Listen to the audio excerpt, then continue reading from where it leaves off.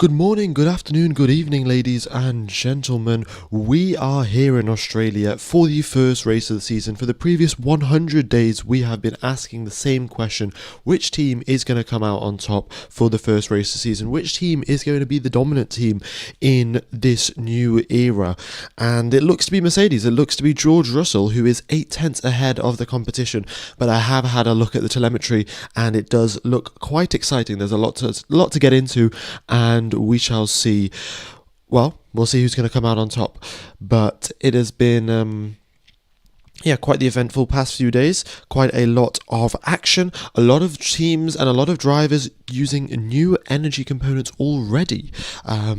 I've seen that George Russell has got a new set of a new energy store, being a new battery already. He took a new battery before qualifying even started, and then he also took a new set of control electronics, which is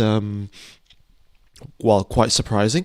This is the first race of the season, even before qualifying begins, a new battery and a new set of control electronics. What is going on there for George Russell? It wasn't like Kimi Antonelli also did the same thing. It's not like it's a coordinated Mercedes move or strategy. Russell has taken a brand new set of components for, well, some reason. We don't know what that is, but we will find out very, very shortly. And I do sound a little bit better. Yeah, I was quite exhausted yesterday. That was sort of the result of me sleeping through not the result, the reason that I slept through 3 alarms. But I have got a new alarm clock, and as you can see here, it is 3 a.m. in the UK, and it is good to be back. It is good to be back. I woke up just totally so stressed out. I woke up at midnight being like, oh my god, I'm going to miss the stream 3 hours before I was meant to go live. So, no, it's good to be back. And there's quite a few other things to talk about as well. We've got Carlos Sainz, Lance Stroll, and Gabriel Bortoleto. Those 3 drivers have also taken brand new power unit components. So it's not just the Mercedes team that have done that. Carlos Sainz has also taken a new component for the power unit. Bortoleto had his issue, of course, in Q3, and the team have decided it's just better to replace it rather than try and fix it. And Stroll, also a new component for him. All right. Yeah, good to see you guys back, and thanks everyone for tuning in. If you haven't hit the like button, be sure to do so. We'll go a long way to getting the channel back to where it should be, especially given the fact that I missed qualifying yesterday. And we'll see what Max can do. Of course, 20th position for him at the end of qualifying. After having that crash, it was quite the weird crash, quite the odd thing. We haven't really seen much of that in Formula 1, really, where the drivers lock the rear tyres, but I will get into why that was why we may see more of that in this year, because of the new battery management system. All right. Morning folks. Hope you are doing well. Jedi Fire, thanks for being a member for 3 months. 3 months, I mean, that was all of the off-season, so much appreciated for staying on, and excited to see how the race goes. Yes, it's going to be very nice and exciting. We'll see, of course, how the Ferrari engine performs off the line. It's going to be an interesting one for them, and we have also got the race strategies here, folks. So this is strategy number 1 for the season. Start the race on the medium tyres, then go on to the hards. It does seem to be the most likely strategy that the teams are going to use. We could see some teams, of course, start on the softs and try and counteract the teams behind them having a good start. You know, for example, right, if Mercedes really does think the Ferrari power unit is a threat off the line, and they know that they've got loads of pace in the bag, then maybe for them, they're going to start the race on the softs to try and prevent Charles Leclerc overtaking them off the line. And then, you know, it'll compromise the race a little bit later on, but if they don't get overtaken off the line, they should be all right. And we'll see what they do. Okay. For a second, I thought I missed the race and 12 cars crashed out. No, this is still qualifying. Yeah. All right. Any picks for top performers? I don't know. It's tough to say. I think Lindblad will score points this season for his first race of the season, which will be first race of his Formula One career for that matter. So I think Arvid Lindblad should have a nice race day. But yeah, a little bit hard to say. I think Science will make some progress up the field as well. Okay. Ray Sayers, thanks for the donation there, buddy. Okay. It's 2 p.m. in Australia. Yeah, it's race is getting underway in 55 minutes. 3 p.m. start in Australia. Do you think we're going to have a rerun of the 2016 Battle Mercedes, perhaps with a rerun of the 2016 season, perhaps with the Mercedes battle? I just don't really think that Antonelli is really on a level playing field compared to George Russell. You know, like I think in 2016, Nico Rosberg was improving in 14 and in 2014 and 2015 and you know eventually beat Lewis Hamilton in 2016, but I think Antonelli is not at that level, at least this season. You know, potentially things could change, of course. He was the big sort of gamble that Mercedes took, and clearly it paid off well for them. So we'll see if he can continue on improving and get closer and closer to George Russell. Okay, let's also continue on through this. We've got a nice meme there for George Russell. This is another thing that I want to talk about. Lando Norris, if you guys remember yesterday, he drove over this big piece of debris that came off Kimi Antonelli's car. And what did he say? You have to look at the steering wheel every 3 seconds to see what's going to happen, otherwise you're going to end up off the track. It's why I don't see the debris. I have to look at the speed I'm going at the end of the straight to know if I need to brake 30 metres earlier or 10 metres later. Now, this is quite a big thing that we saw. I watched a replay of the Alpine on their quali lap. Going between turns number 8 and turns number 9, they lost 60 kilometers per hour through super clipping. 60 kilometers per hour. That's 60, not 16, 60 kilometers per hour. That's how much they lost due to super clipping. And it's not something the drivers control. It's not like the drivers press a button and the super clipping starts. It's automatically controlled by the cars themselves. So the drivers can feel a little bit, I'm accelerating a little bit slower, but they don't have an inbuilt speedometer, right? So they have to keep looking down at the steering wheel to work out, what speed am I going? And then at which point do I have to brake? Because typically, you know, in the previous regs, the drivers would very much brake at the same point unless they got a DRS, which they'd brake slightly earlier, and unless they got a DRS plus slipstream, in which case they'd brake even slightly earlier. But that was about it, really. And that's how they decided their braking point. But this year, with the super clipping coming in and the drivers not knowing what speed they're approaching the corner, they're going to have to look down at the steering wheel a lot more often. And I think what they need to do is actually implement some sort of heads-up display. I'm sure, you know, in the more modern cars that some of you may drive, you get sort of a projection onto your windscreen telling you what speed you're doing. And of course, there's no windscreen in a Formula One car, but they have already implemented this in quite a few motorcycle helmets, where there's a little projector just around here. It projects onto the plastic of the visor. And for motorcycles, it'll tell you, you need to take the next right in half a mile or whatever. But you can obviously change that to show the speed of the drivers. So that could be the next thing, just to not, make the car quicker, but just to make the drivers a little bit more comfortable. If they can implement some sort of thing that projects the speed onto the visor for the drivers, then they don't have to keep looking down to work out what speed they're going. They could also have something like battery charge like that. I'm not sure of the exact regulations and the safety situations that go with that, because of course, to have a little projector in your helmet, then you need a little battery, and that causes a whole host of problems. But we'll see if something like that does get implemented, because the technology definitely does exist. But Lando Norris not very happy about driving the cars. Max Verstappen not very happy, and the entire sort of media pen apparently was just not particularly happy about the drivers in the media section. None of them were very happy about the new regulations. None of them were very saying that. None of them said it was enjoyable to drive or anything like that. In fact, Norris went from saying last year's cars were the most fun things that he's driven to this year's car being the worst thing that he's driven. Of course, Norris can say last year's was really fun. He won the championship at the end of the day, but I think that does still have some weight behind it. Imagine having a wet race with no visibility and having to stare at the steering wheel. Yeah, exactly. Like it's very very odd. Clipping, super clipping. It means just regen, right? It's kind of like an EV. Yes, it is like a regen, but it is could be similar audio cues. That's actually a good idea that James serves. The teams do have audio cues. The drivers already have audio cues for shifting, so quite often the drivers have a little beep in their ear. They put in their, their earphones before they put the helmet on so they can listen to the radio, but they have beeps play in their ear when it's time to shift. So potentially they could implement some sort of system where you get a double beep if you're going extra quick into a corner, and you get a triple beep if you're going slower into a corner, or something like that, which might be, or you get a double beep when you start super clipping.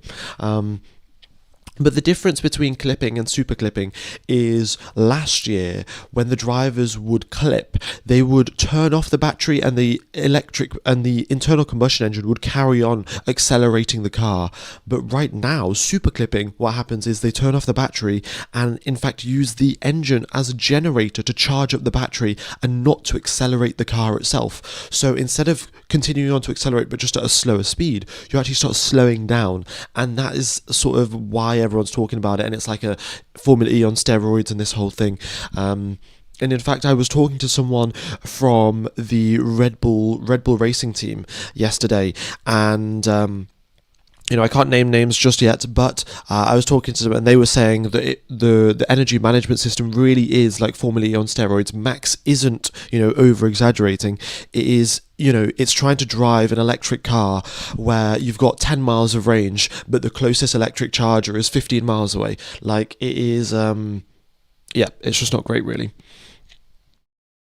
Super chat message you see? Yeah, I think one did scroll by. Let me just let me have a look. Rez, thanks for the donation. Do you think the teams will hit their budget cap because of the new regulations? I mean, the teams, the teams that have the money to hit the budget cap, all of them will hit the budget cap exactly. They are not going to be wasting any sort of money that they have got. And thanks for the donation there, buddy. Right. Good to see you back, man. That alarm is nice looking. Give your phone number to one of the moderators so they can call you if you fall asleep. I mean, I will, I might do that, but the problem is that I was so tired yesterday that even a phone call wouldn't have woken me up. My dad suggested that I should have told him to call me if I didn't go live, but that's the same thing that I said to my dad. Like, I was so tired, if an alarm wasn't going to wake me up, a phone call wasn't either. But it's good to be back. It's good to be back. I had how many alarms did I have set for today? Because I was so stressed about not waking up. I had 8 alarms set today. 8. But yeah, it won't be happening again. I can assure you that. Alright folks, if you haven't hit the like button, be sure to do so. It goes very much to helping out the channel, and let's continue on into the next segment of the thing that we've got to talk about, and this is the race pace simulation. Now this was taken in FP2, so it is not the most representative thing. We know that Mercedes was sandbagging. They literally dumped an entire truckload worth of sand just before qualifying started, so I suspect Mercedes do have slightly better race pace than the McLaren, but yeah, McLaren and Ferrari and Red Bull all look relatively close in terms of race pace, and then there's quite the big gap. Jump back to Haas, then Alpine, then Williams, and Aston Martin right there, nearly 3 seconds down, running the car in a very much a safe mode. Another thing that Fernando Alonso said, Alonso was actually very happy with how yesterday went, even though he got eliminated at Q1. He just barely got eliminated at Q1, right? And he said, even with the car in such a bad state right now, where we're going to have to run everything in such a low mode and be so careful and not do any setup changes between FP2. So Alonso did FP1, FP2, didn't even make that many setup changes between FP2 and FP3. The teams normally overhaul the setup entirely overnight, but Alonso did nothing because the teams didn't have enough data to go off, and still took part in qualifying and nearly made it through into Q2. So it's a very good sign that while the Aston Martin is heavily compromised right now, even in that heavily compromised position, they're about to make it into Q2. So, it's one positive the Aston Martin fans can take from that. Yeah. What else is next? We've got the pit stop time. So the drivers lose 19 seconds under the green flag conditions to do a pit stop, and then the safety car and the virtual safety car, it's 14 and a half seconds. So you only save around 5 seconds at this racetrack here before pitting under a safety car. It's around a 2/3 chance of getting a safety car and a virtual safety car. A red flag a little bit lower. Am I going to cover the engine swaps? I'm going to talk about the engines and things like that. So the other thing I would like to refer back to is that Mercedes reportedly, of course we do not know this for certain, but Mercedes reportedly have brought a new engine from pre-season testing to the first race of the season, and Mercedes will have a lot more time to optimize and analyze this new engine upgrade compared to all of the customer teams. So Williams, McLaren, Alpine, they would have just been given 3 practice sessions, because by the rule of the law of Formula One, they have to give the exact same engine to all of the other teams, but they don't have to give the exact same ECU software. They can give just the standard bog standard stuff, and they can let McLaren and Alpine and everyone else figure it out. But the engine itself has to be the exact same. So Mercedes had loads of time to optimize and work out what is the best way to recharge the battery, when to recharge, how much to recharge, and that is why they were so much quicker. And I'm just going to show you a little bit of telemetry here. This is sort of a new thing that I'm potentially going to do more on the stream, and here you can see, right, this is the flying lap comparison between Oscar Piastri and George Russell. So this is, the blue is George Russell, the red or the orange is in Oscar Piastri, and you can see here through most of the corners, Piastri is going pretty well, and especially on the exits of corners, exit of 12, exit of 14, Piastri is actually gaining time on George Russell, but down the straights is where Russell is gaining the majority of his time, and you can see this in the telemetry, right? You can see that George Russell, just look at the incredible speed that you've got. Piastri going 317 kilometers per hour, George Russell going 10 kilometers per hour quicker, and they both start clipping before they get to that corner, and George Russell is consistently nearly 15 kilometers up on Piastri's speed, and that is how he gained 0.8 of a second. But the much more interesting thing that I would like to show you guys is the gears that George Russell was using. George Russell, going down the straight, was in 7th gear, didn't even go into 8th gear between for the entire lap, apart from between turn 8 and turn 9. Piastri was in 8th gear through the main straight, through the second straight, and then also through 8 and 9, through 10 and 11, and through the final few corners. But George Russell, 7th gear again, only approaches 8th gear right at the top, and then 7th gear, which is, this is the interesting thing about the RPMs, right? So he's holding much higher RPMs. You can now see this is the RPM plot, and Piastri 10,800 RPMs. George Russell is approximately 500 RPMs higher than that at all times, nearly one.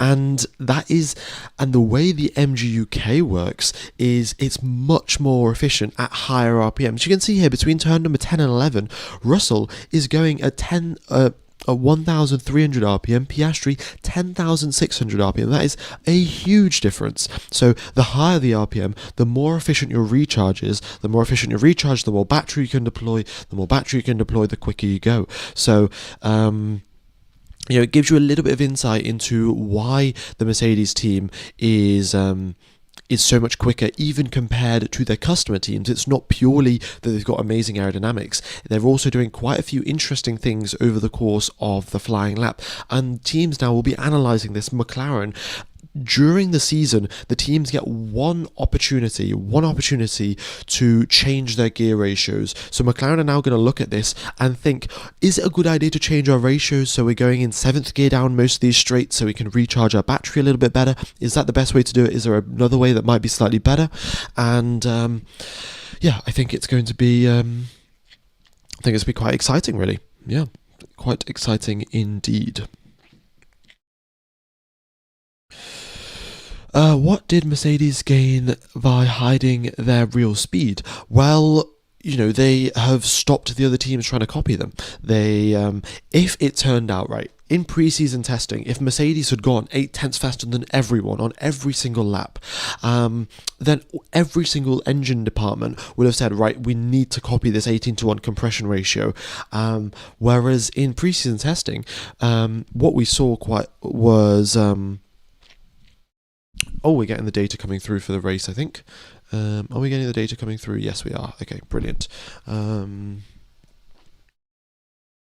Let me set that up. There we go. Okay. 58 laps of racing around here, folks.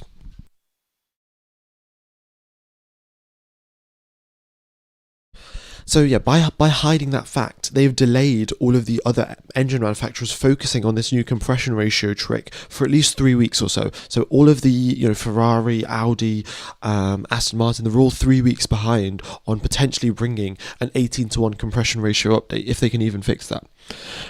Even if they can even come up with it. So can you show Hadjar on the map, please? I will do that at some point, but Hadjar is doing approximately similar, like compared to Piastri. I think Hadjar's a little bit quicker down the straights, and that's why, of course, he ended up higher than Piastri overall. Okay. Why is there still DRS? Oh yeah, that is a good idea, actually. I should probably get rid of DRS because I'm sure it's not actually going to work. Give me a sec.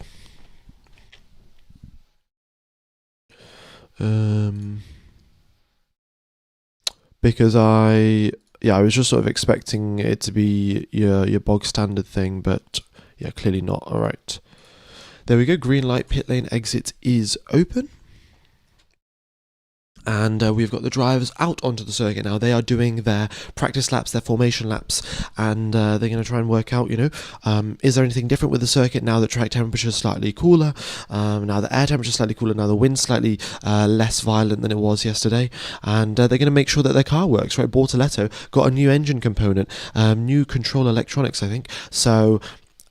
or a new battery, I'm not 100% certain, I can't remember, but either way, they're going to check that all of these things are working. Same thing for Carlos Sainz, same thing for Lance Stroll, and so yeah, those three drivers, they've got new engine components. It might not be the new internal combustion engine, it's more so the batteries and the control electronics and the things like that, but yeah, new stuff, they need to make sure everything works.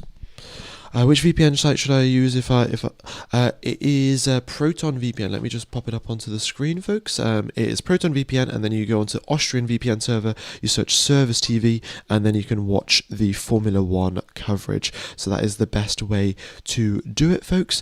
And yeah. Okie dokes. So... F1 Gamer, I love the cranes on the wall. Did you make them? I was gifted them very kindly by a friend, actually.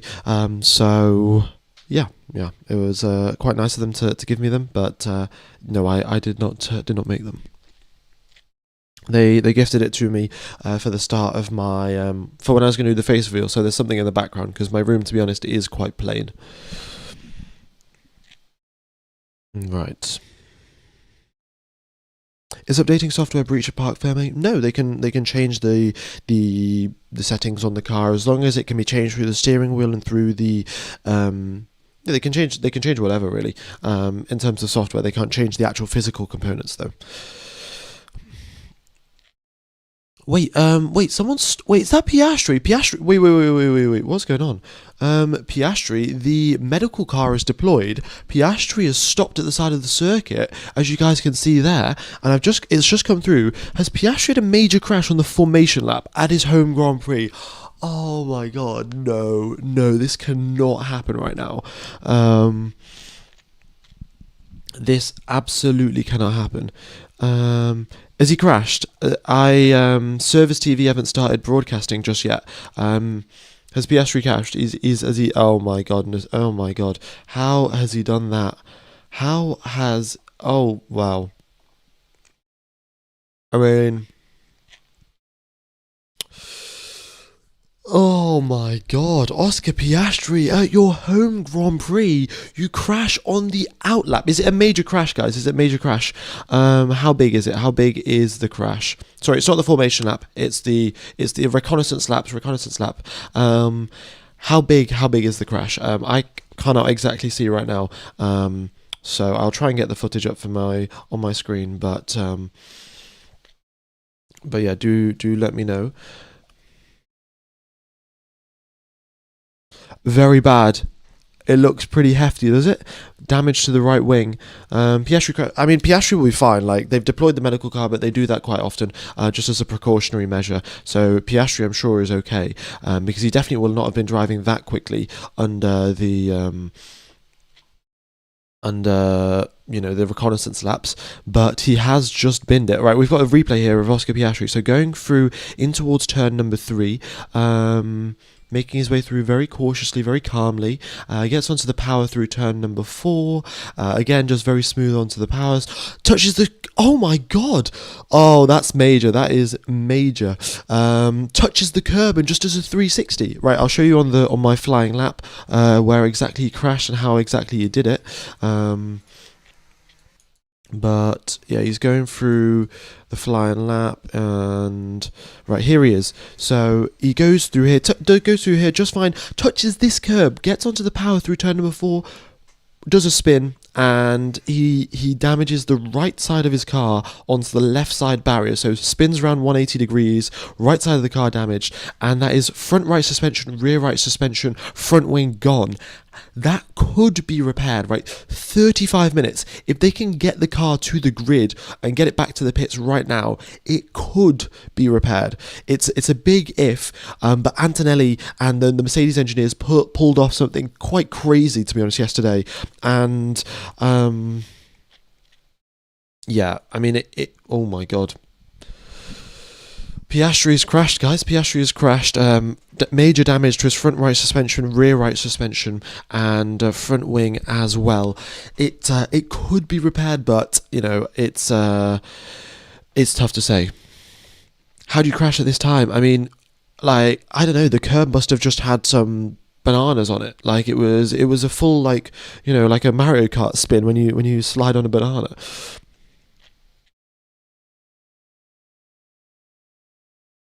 F1 mechanics earning their paychecks this weekend, exactly. Drama already at his home race on the formation lap, starting in 5th position. Like, what? How, Oscar? I mean, it is the Australian curse, right? Like, it's yeah. What can you do? What can you do, man?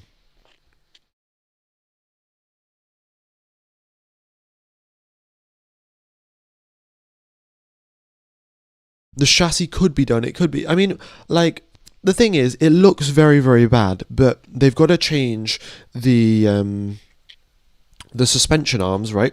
And then they've got to change the front right suspension arms, rear right suspension arms, and then put on a new front wing. So they should have spare components for all of these things, but according to Oscar Piastri's GPS, he's still at turn number 4. Like, if he doesn't get back to the pits right now, it's not going to happen. I know for a fact the teams can replace the front suspension in 18 minutes, maybe 15 minutes at a push. Rear suspension, it depends. Like, it depends how how complex it is to disassemble and then reassemble. But the front suspension certainly can be done in 18 minutes time. Yeah. It's just a very, very big fumble there from Oscar Piastri. There's no other way to describe it. Just an incredibly large fumble. Alright, we've got 4,500 people tuning in. Thank you everyone for tuning in. Hope you're all enjoying. Folks, if you could smash that like button, it would very much be appreciated. Hopefully get the channel back to being the biggest live stream on YouTube, given that, I missed qualifying yesterday, but that would much be appreciated. There's going to be so many memes about this, honestly. There's no telling whether there's more damage. That isn't obvious. I could see that they want the chassis to be safe. Of course, being a retirement, it looks repairable. Yeah, I mean, it's difficult to say, right? Because the rear of the car's been damaged, or it's been hit, which means that there could be possible gearbox damage, there could be possible engine damage, because all of that's, of course, at the back of the car. So, yeah, depending on the severity of the crash, and if it hits at the perfect angle to break the gearbox, if it hits at a slightly different angle to not break the gearbox, it's tough to say. this is not the formation lap. These are the reconnaissance laps. The drivers come out of the pits just before the race begins and before the formation lap happens to just drive around the circuit, get a feel for the grip levels, and then make their way back to the garage before they do the sort of the national anthem ceremony and everything like this. But Piastri's going to have to be there, and he's going to have to answer interviews on the grid.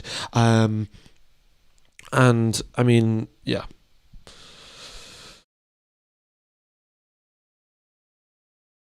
How did he crash? He spun on this curb here, right? I'll just fast forward it, and yeah, this curb. He touched this curb here with the rear of his tires, with his rear tires, got onto the power, but it seemed like a very normal speed, a very sort of casual speed that he was going, and then the rear of the car just had no grip whatsoever, and spun around and into the barriers. Yeah, what happens to Ferrari's rotating wing? It's been shelved right now. They could potentially use it later on in the season, but right now, they think that the normal rear wing is the best way forward.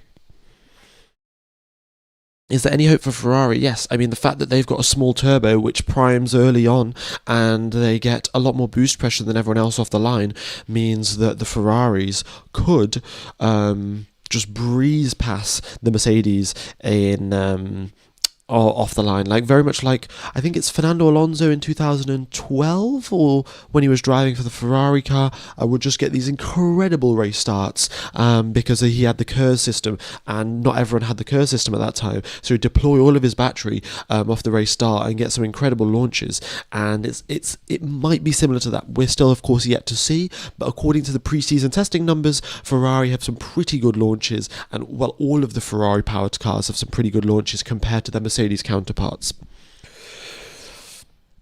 Just like Verstappen spun yesterday, no, Verstappen's spinning was quite different. Verstappen locked his rear tyres and then spun around, and Piastri here, he accelerated out of a corner and got wheel spin off his rear tyres and spun around.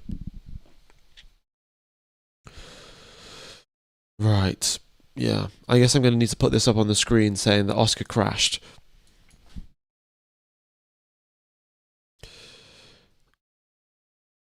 Crashed before the race begun.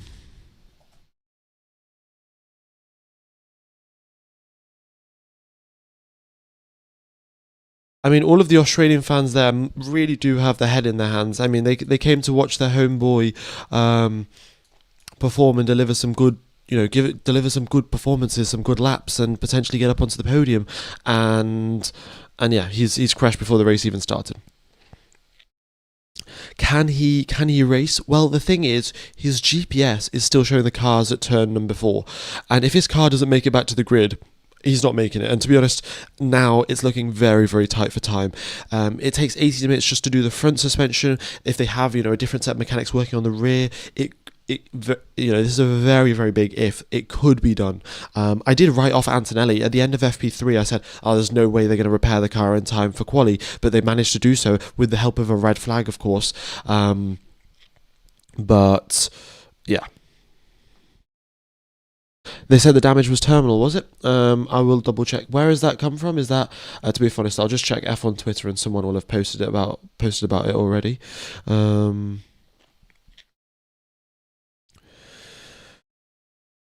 And it says it says he will not start his home race. That's it, it's confirmed, and they're not going to be able to repair the car in time, so he is out before the race has begun, ladies and gentlemen. McLaren have just confirmed it.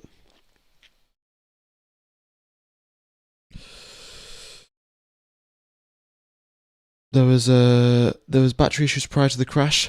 Maybe, I mean, I haven't been able to listen to it, so maybe there's something that you can work out from the onboard audio to see what's going on. But yeah, it's not ideal really. There's no rain, nothing like that. The track's totally dry, and still, that's just happened.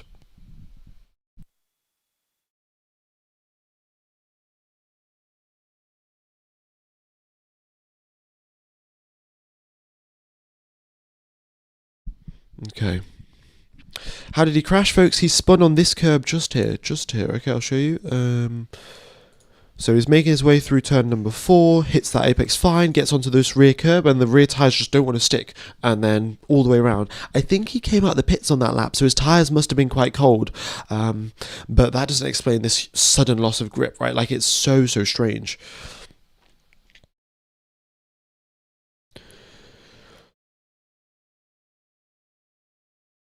Home race, too much pressure. I don't even think it's too much pressure. It just seems utterly odd that he's touched the curb like that. Like, the cars are more than capable of driving over those curbs. He was not driving at any sort of significant speed, and unless we get the telemetry coming through and it shows that he's just like jammed on the throttle, which he probably won't have, it's quite odd. Sky says battery issues pre-crash. Okay, I'll check a few more sources, but I'm sure Sky have probably got their news from a reliable source as well. So yeah, battery issues then. So strange, the car snapping away on the power after touching the curb, heavily damaged right inside, he's out of the race. Okay. Okay, well, battery, I mean, McLaren did have power unit issues. Also, okay, folks, I would like to confirm this. Right? George Russell has got a new battery in his car. Before qualifying, he did 3 practice sessions and they replaced the battery in his car before quali. They also replaced the control electronics. The same thing can be said for Lance Stroll and for Carlos Sainz and for Gabriel Bortoleto. Now, of course, Bortoleto and Stroll are on different engines, but Carlos Sainz is using the Mercedes power unit and he had to change his battery as well. So it is very odd that before the first races even happened, the teams are changing components, right? I understand from Sainz's perspective and from Bortoleto's perspective, they've had an issue during qualifying, they changed the components. Russell changed his components before qualifying even begun, and it may indicate something a little bit deeper about what's going on there, but who knows? Zach confirms no race. Yeah, I mean they've said it, and the incident is just a little bit too big. The race is going to be entertaining. Can we predict how many safety cars we're going to have? Predict 5 safety cars and a red flag. Who knows? How is Piastri on the track before the race starts? The drivers do some reconnaissance laps. So the cars are, of course, stored in the garage overnight. So then they drive around the circuit a little bit, and then they make their way to the starting grid. And yeah. Are those the same components used in testing? No, those are totally different components used in testing. So they use a brand new set of components for the start of the season. Nothing gets reused from pre-season testing. So they've literally just done 3 hours on George Russell's car, and they've decided, all right, it's time to change the battery. Like, interesting situation to say the least. All right. Folks, if you haven't hit the like button, be sure to do so. We've nearly got 6,000 people listening in on YouTube, and I don't think we've got too many over on Twitch, but if you guys do prefer Twitch, then I am also live on Twitch. We've got 23 minutes till the start of the race, and it is much appreciated for everyone tuning in to the live streams. Hope you are all enjoying the coverage, and I'll be live streaming every single race till the end of the season, and hopefully not missing any more races. I was just talking, it must have been FP3 or FP2, I was saying that I haven't missed a single stream for the previous 2 years, and I've made it to every single one. I've rescheduled plans and this, that and the other, and then lo and behold, of course, this week just after saying that, I missed a stream due to missing my alarm. But no, my plan is to continue on streaming right till the end of the season and for many seasons to come. So yeah, hope you guys enjoy the coverage and will be tuning in.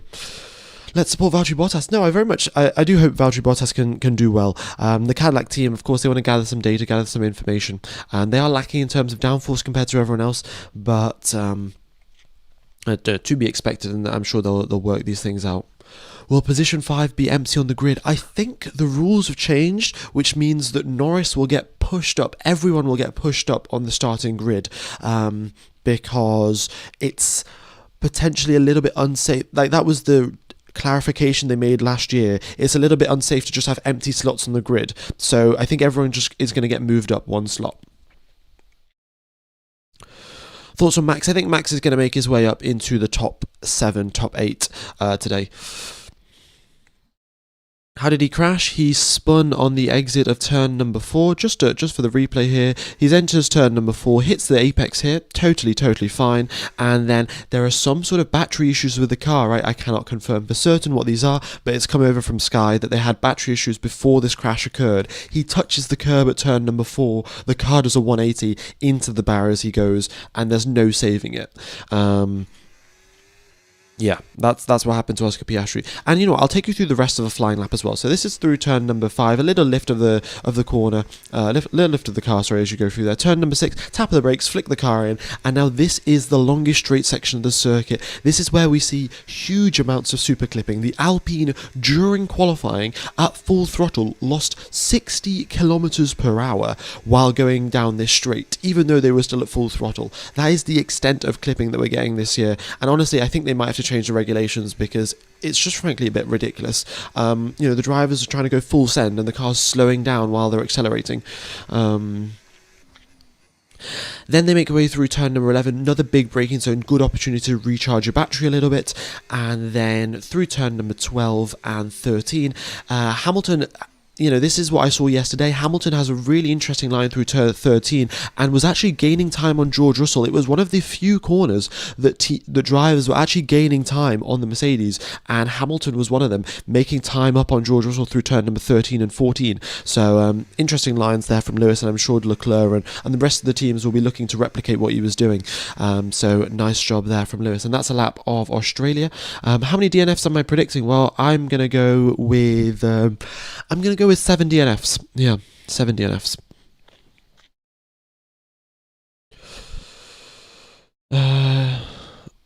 Folks, spamming in the chat is not going to help you get your question answered.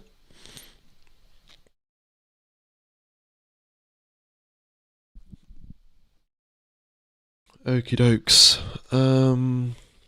Yeah, 58 laps of racing around here.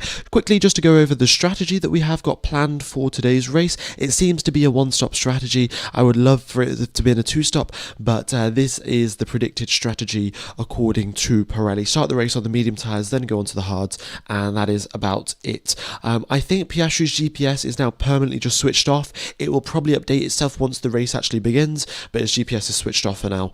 And it's just showing the last known location. Are you able to watch on Service TV? It says video unavailable, folks. If it's saying on Service TV the video is unavailable, the other way to watch it is on SRF. So you connect to a Swiss VPN server, and then you Google SRF Formula One Live, and the footage is live on SRF as well. So you can watch it there. So yeah, we've got 2 different options there to watch it, and I'm sure if you connect to the Belgian servers as well, you'll be able to watch it from Belgium as well.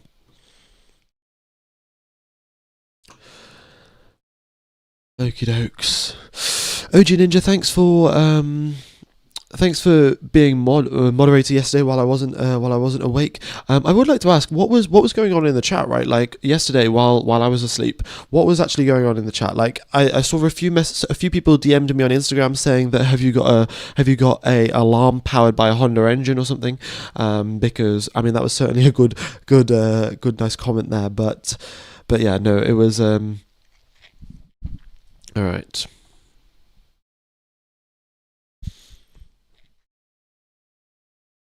We were confused as to what was going on, yeah. Okay. How do you do that simulation with F125? I just record my flying lap. I just drive around. Yeah.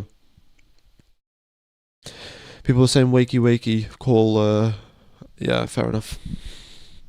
I was confused too. I was checked if it was a stream from last year when I first heard it. No live showing it too. Yeah, I mean, I wasn't even I obviously wasn't even awake to type in the chat saying that there's no live today because I was asleep. So. Is the F1 game updated to the new engine regs? No, I don't think they've released the DLC just yet. It will get released at some point. What happened to Oscar Piastri? He crashed at turn 4. I will put it up on the screen, and I'll say an engine issue.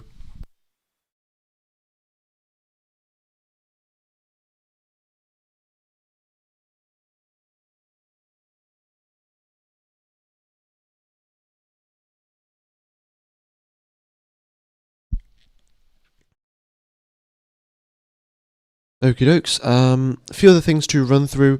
We've got a nice little meme there, that big gap between the Mercedes and everyone else.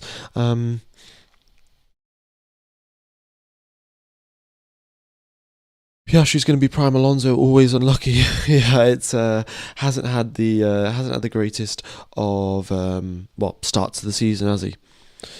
All right, I think it's now time for the F1 theme song to start playing in my head. 15 minutes away from the 15 minutes away from the start of the race, and it's yes, I think it's a good time for the F1 theme song.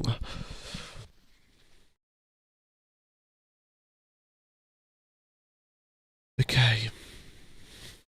The chats of other YouTube channels are actually full of your fans. Yeah, I did see that actually. A few people tried to message Stuffy to tell him to try and call me on Discord or something.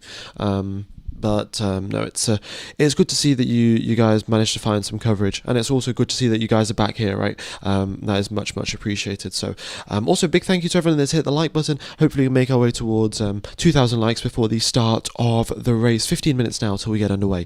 Okay, this was the other thing that I wanted to talk about. Lando Norris is saying that he has to look at the steering wheel every 3 seconds to.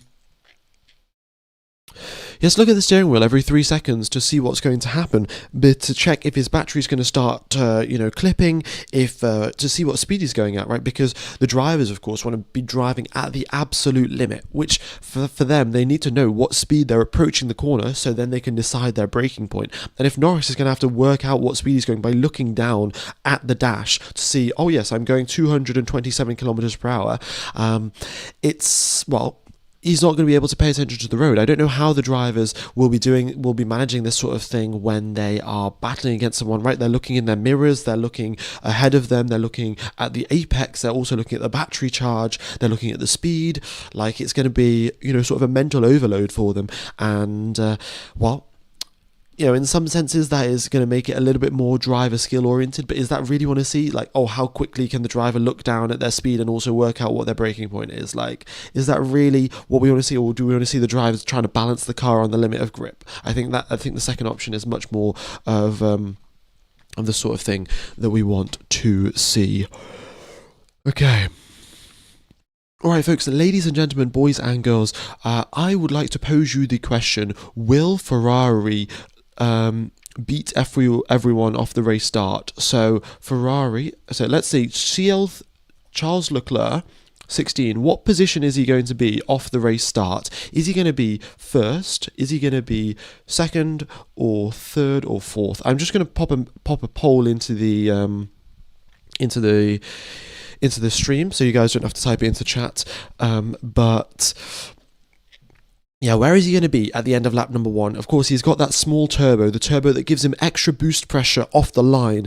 That is going to give him a really good launch, hypothetically, compared to the Red Bull car, compared to the Mercedes power car. So is he going to jump up into second position? Is he going to jump up into third position?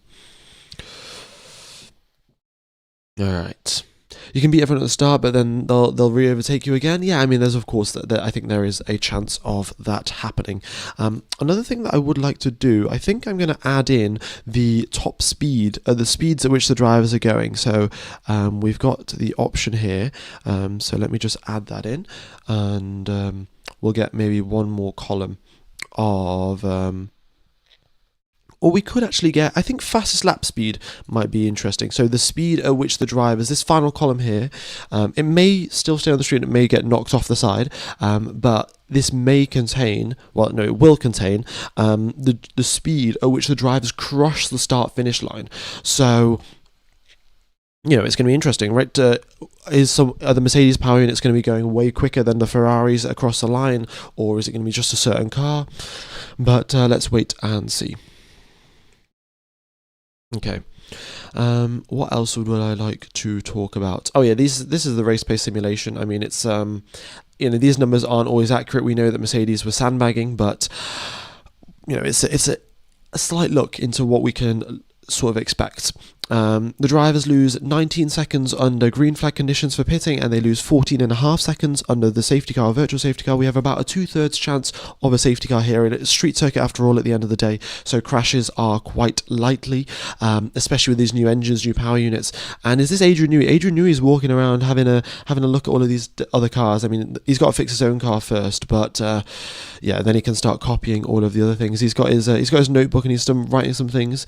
What is he writing here actually? How did Audi get that? How to?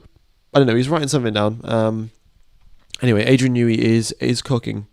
We'll see what he can do. Well, he's not really cooking. He's sort of messed it up already. But yeah.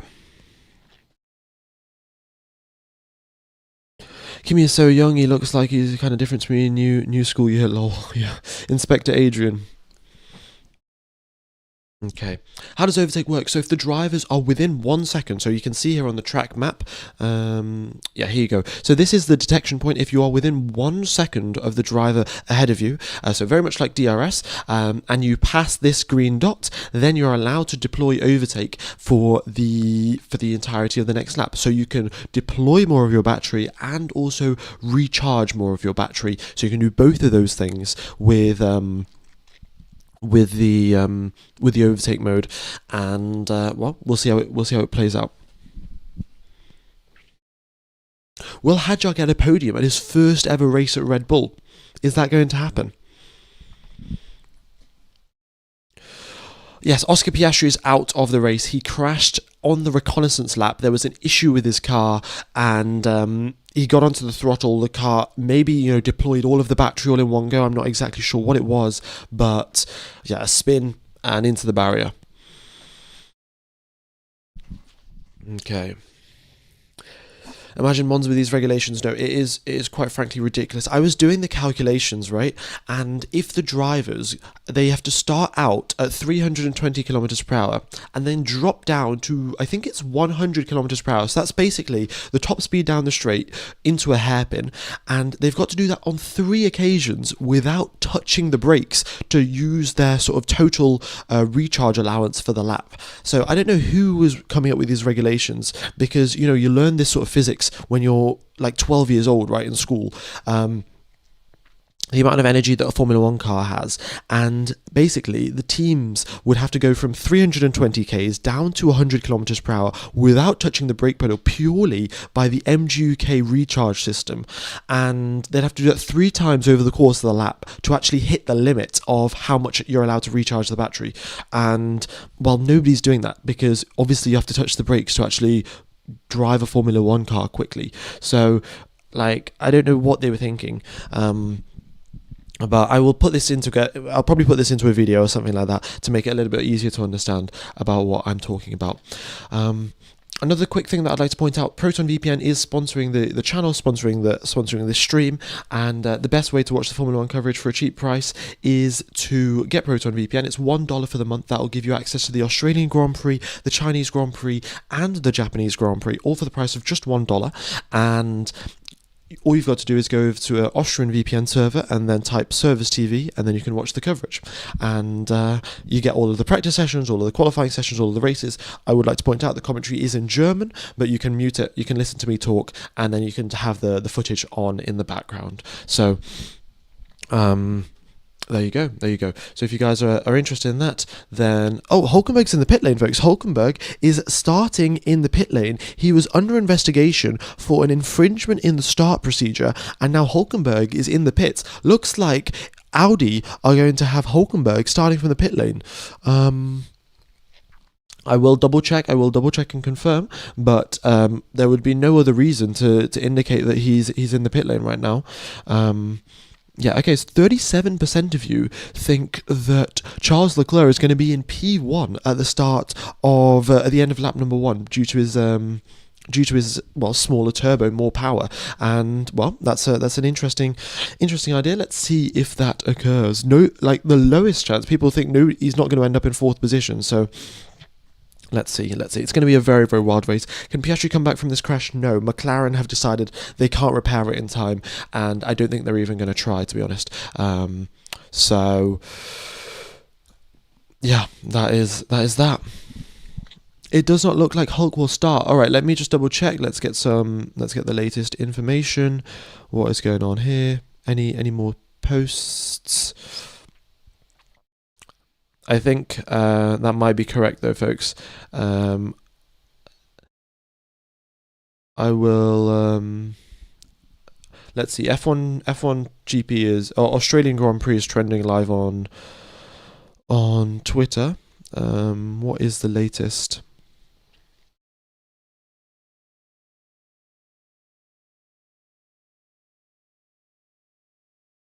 I haven't seen anything that says that he's going to be taking, not going to be taking part. But I'll wait for the official sources to come through.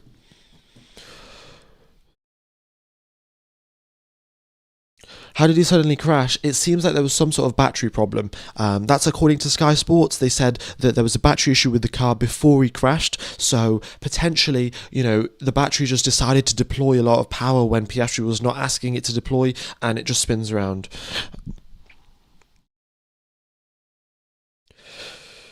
All right.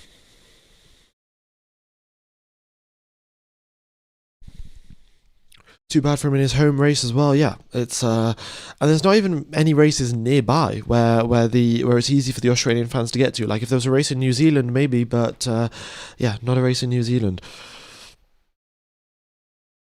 Australia is starting with a bang, indeed it is. Nico will be fine starting in the pit lane, might be a blessing. Well, we'll see why he's gone to the pit lane, because Bortoletto had an issue yesterday in Q3, and they've replaced some power unit components for Gabriel Bortoletto after the issue in Q3. They've decided it's not better to risk it and try to fix the problem. Let's just replace it, and we'll deal with fixing the problem a little bit later on.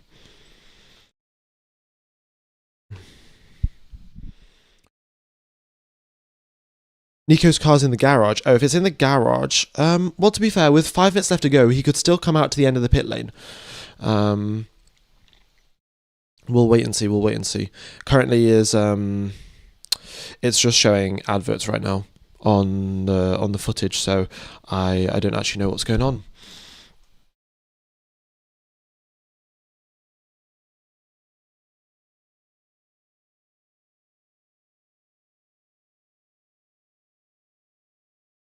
But it's time, folks.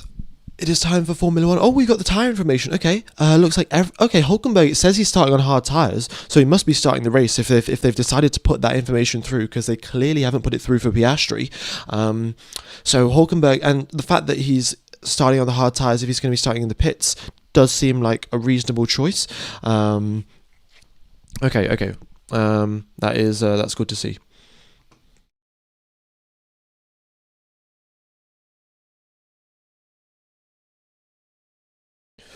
Okie dokes. Thanks everyone for tuning in on YouTube. Thanks everyone for tuning in on Twitch for the first race of the season. Much appreciated. If any of the Twitch folks do have a Twitch Prime membership, that would also be much appreciated. Okay.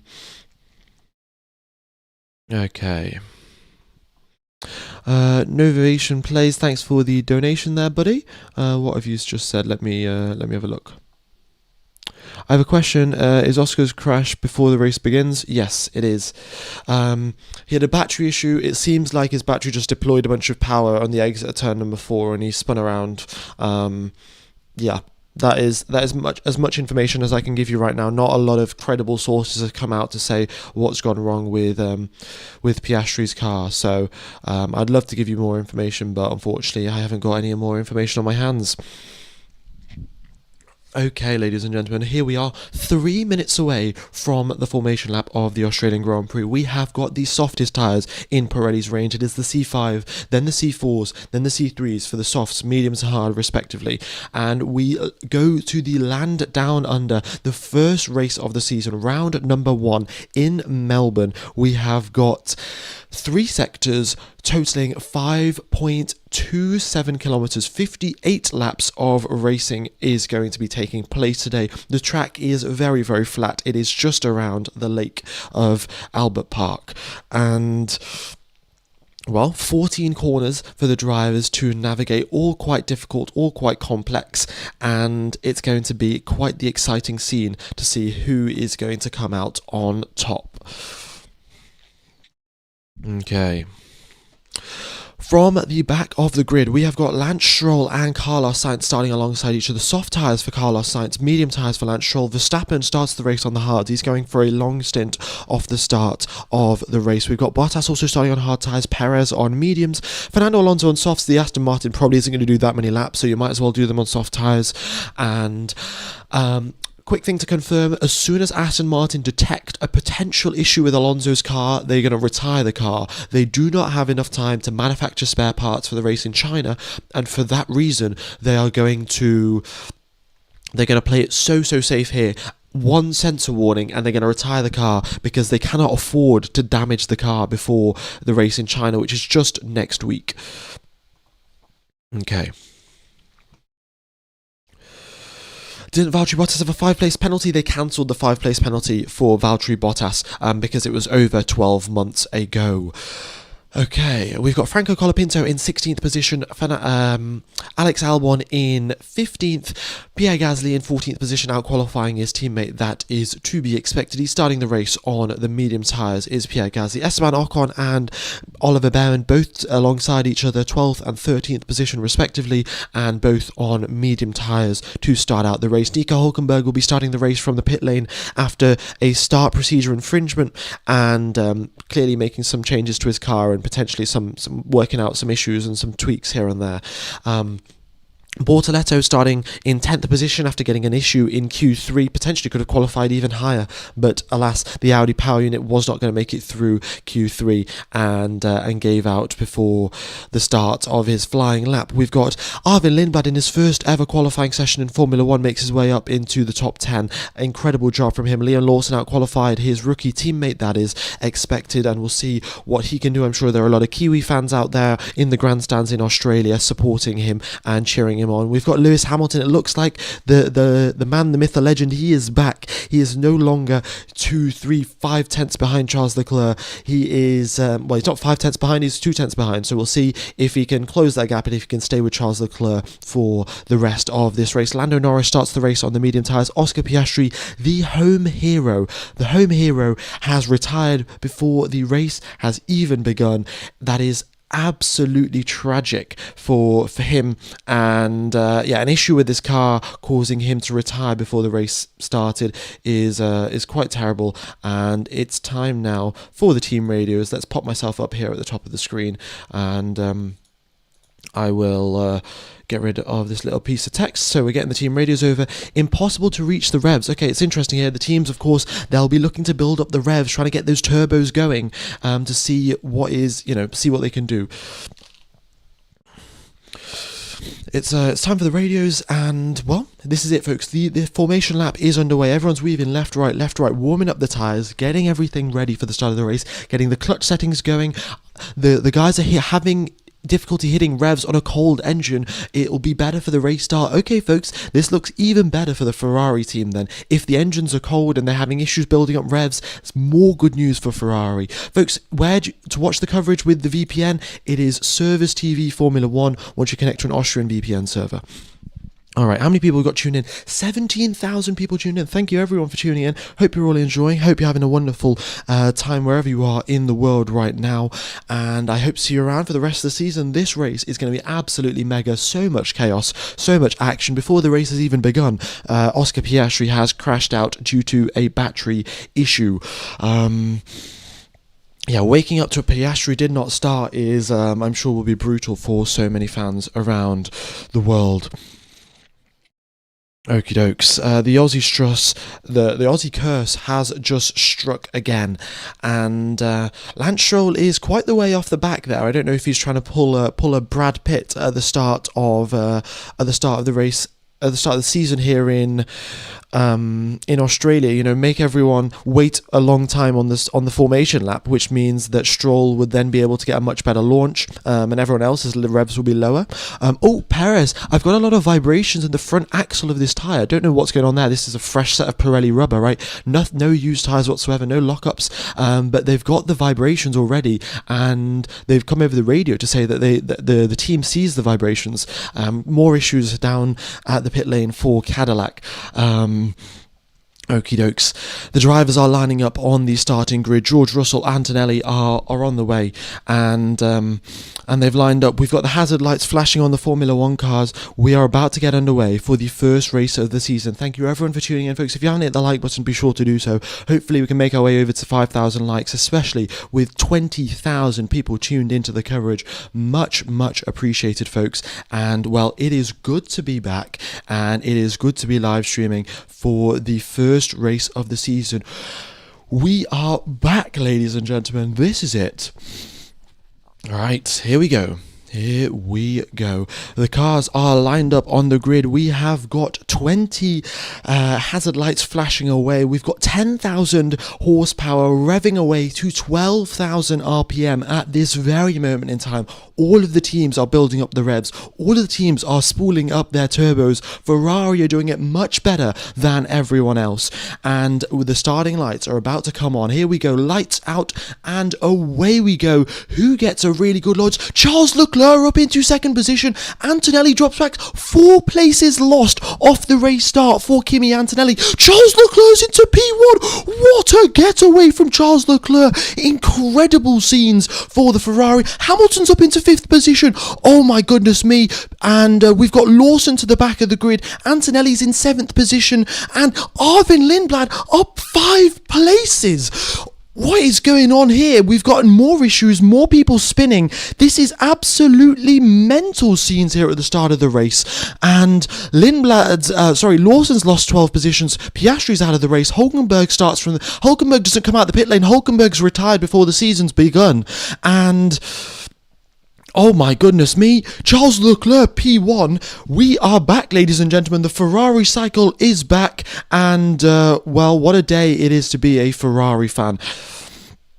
Yeah, alright. Max Verstappen up 4 positions, up into 16th place, making steady progress. Now let's see what absolute carnage. Hamilton trying to overtake Isaac Hadjar. He overtakes Lindblad as well. Hamilton, what a move from him. Down the inside at turn number 12. Lindblad can do absolutely nothing about that. And it is P1 for Charles Leclerc, P3 for Lewis Hamilton. And George Russell is in a Ferrari sandwich. And a Ferrari sandwich is, well, it's not a good place to be. Oh my goodness me, this is mental. Oliver Behrman, quickest speed down the start-finish straight, 314 kilometers per hour. Overtake mode has been enabled, ladies and gentlemen. If you are within 1 second of the driver ahead of you, you get overtake mode. So George Russell, at this very moment, will be having a little bit more power to deploy than Charles Leclerc. Let's see how this works out. The gap is 0.4 of a second at the front of the grid between the two leaders. And, well, let's see. Charles Leclerc versus George Russell. This is a battle that we would love to see go on for the entire season. And it's starting here. Lap number 2 of 58 of the Australian Grand Prix. We are so back. Nico Hulkenberg's retired. Oscar Piastri doesn't start the race due to an issue. And George Russell tries to go round the outside at turn number 12.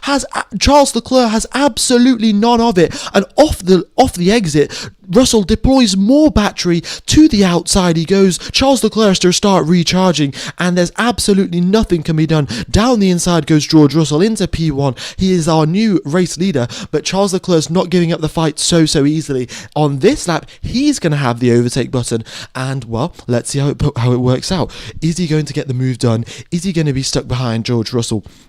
Here they go, down the start-finish straight and up towards turn number 1. Charles Leclerc is going 10 kilometers per hour quicker down the start-finish line. Look at this, 290 k's for Russell, Charles Leclerc 300.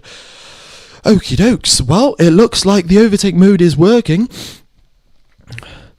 And Lewis Hamilton, fastest lap of the race. The Ferrari is looking good in race conditions. Max Verstappen making steady progress up the field. 15th position for him so far. Oliver Behrman yet again is quickest down the start-finish straight, but he is still dropping a little bit off the back of Gabriel Bortoleto there. Right, all right. The rookies are incredible. Yes, Lindblad, 5th position. And Hadjar, of course, rookie last year, 4th position for him. He's lost a position off the race start to the Ferraris that are an absolute powerhouse. And Charles Leclerc, through turn number 12, absolutely sends it.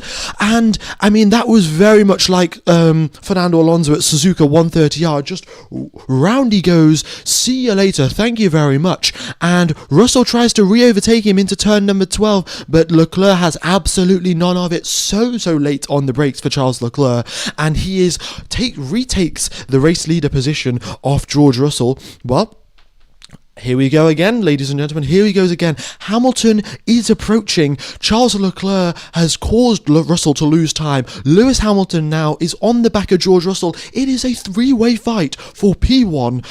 Here we go, 1 year on from the team radio saying must be the water, how the turns have tabled and how Ferrari are doing today. Lewis Hamilton a little twitch of the rear as he exits turn number 1 and turn number 3 as he's now approaching the dirty air of George Russell's Formula 1 car.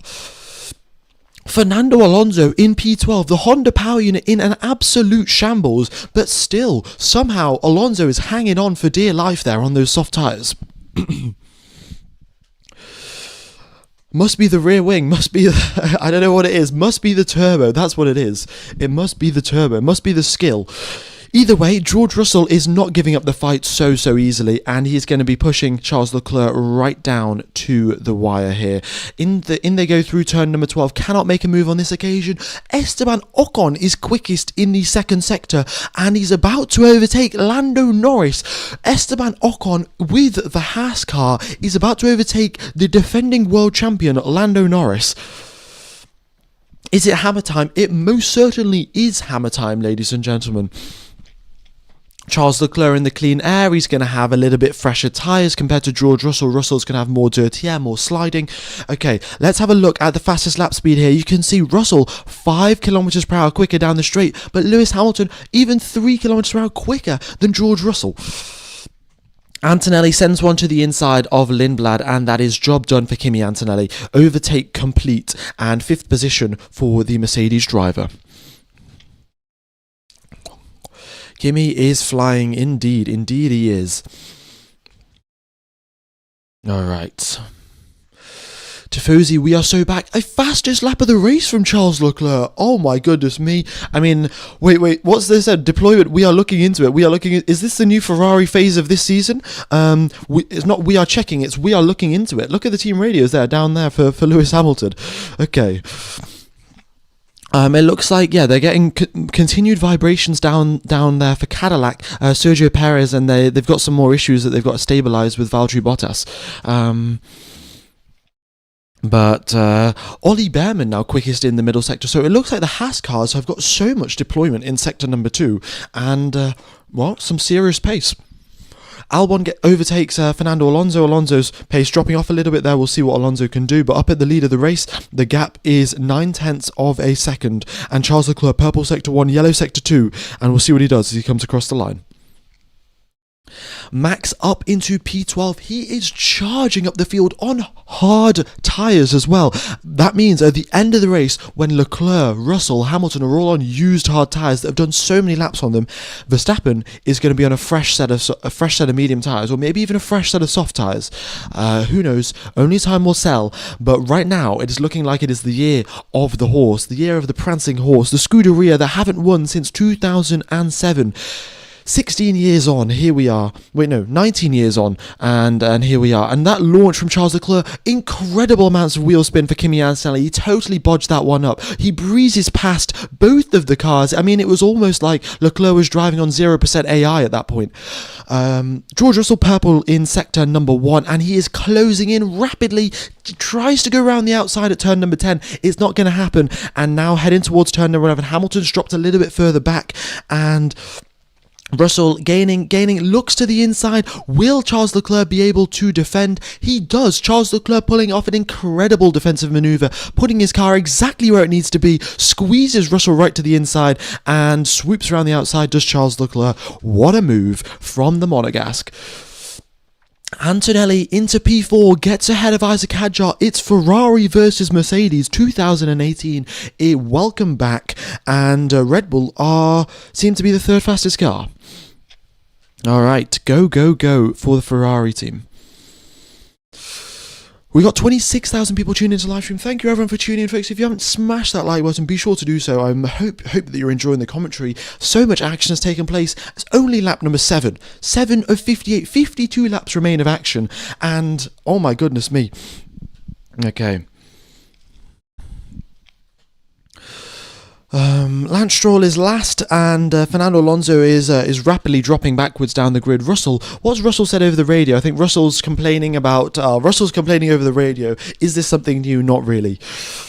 Max is moving up through the grid, P11 for Max Verstappen, and he is slowly but steadily making some solid progress. Norris is still stuck behind Lindblad and unable to make that many moves right now.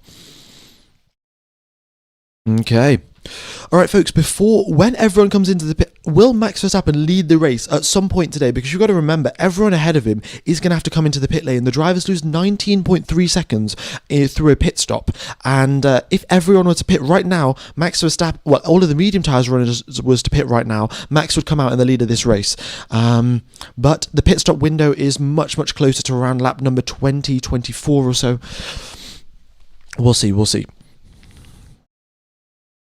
Okay.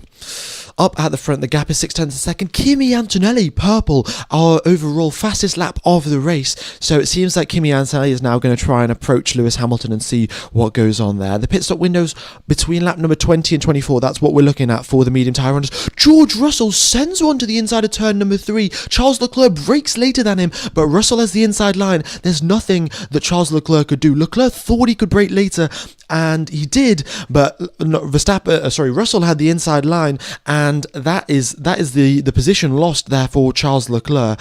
And well, we'll see if he can re-overtake him. 0.4 is the gap. He's not going to get overtake mode on this lap, but he does get the slipstream, and he's trying to go around the outside at turn number 9, and he does so. Leclerc re-overtakes George Russell. Oh my goodness me, what a move there, folks. What a move from Charles Leclerc.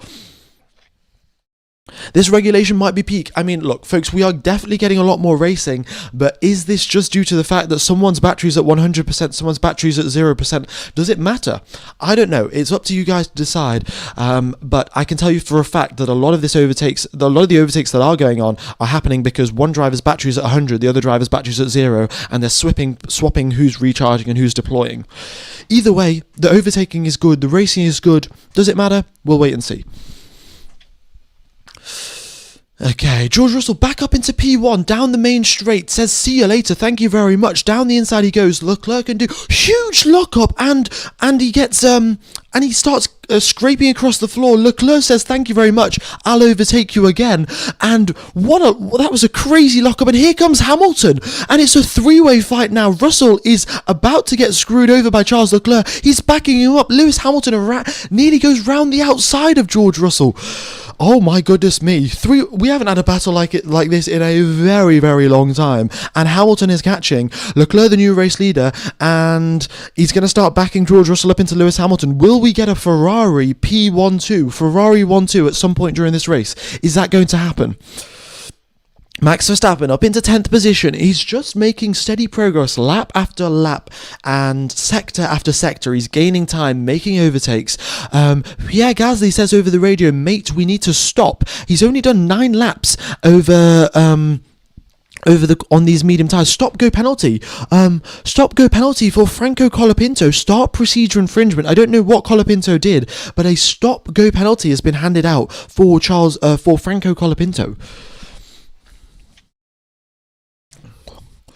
Okie dokes, 28,000 people tuning into the live stream. Thank you everyone for tuning in. Hope you all are enjoying the coverage. It's been an absolute pleasure to commentate this so far, and I will continue to commentate this right till the end of the season. Looks like it's going to be mega. This season is going to be absolutely peak.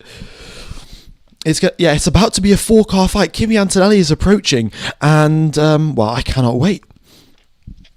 Folks, what is the most appropriate music for me to be playing in my headphones right now for this battle going on? I mean, has it got to be Skyfall? It's got to be something else, right? I'm not sure. It's hammer time. It is hammer time indeed. Bottas makes the over. Oh, Franco Colapinto into the pits. He serves a stop-go penalty. Sergio Perez still complaining about the vibrations. Vibrations are very, very bad. Hamilton over the radio. He says, "Let me know which corners am I losing." Let's look at a reply here. Exit of turn number 2, you're losing. Entry of turn number 3, too aggressive. Entry of 13, take it easy. Oh my goodness me. Hamilton has got a team radio. A good race engineer. He answers him instantly. Look at that. There's a 4-second delay between Hamilton asking the question and him getting an answer. And well, Riccardo Adami's gone, and Hamilton's got a good team race engineer for once.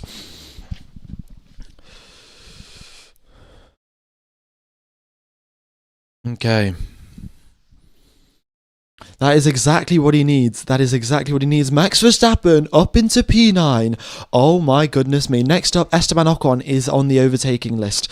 Let's see what he can do. Purple in the middle sector there for Max Verstappen. Okay. And look, more coaching. Look at this. Another 40 seconds. He says the mid corner of turn number 5, the exit of turn number 2, earlier on the throttle. Look at this. This is great for Lewis Hamilton. He's getting the information that he needs. He's approaching the back of George Russell. And Toto Wolff is not looking so smug, is he, right now? You know, he was very, very smug yesterday, being like, "Oh, look at me. We were sandbagging the whole time. We're 8 tenths clear of the competition." Doesn't look like that's happening today, does it? George Russell isn't having such a good time.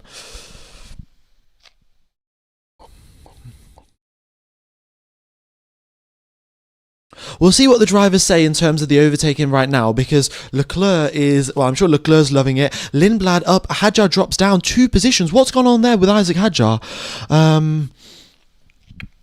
Oh my goodness me, Hadjar's dropping further back. Is he stopped? Is he going slowly? Isaac Hadjar potentially going slowly at turn number 9.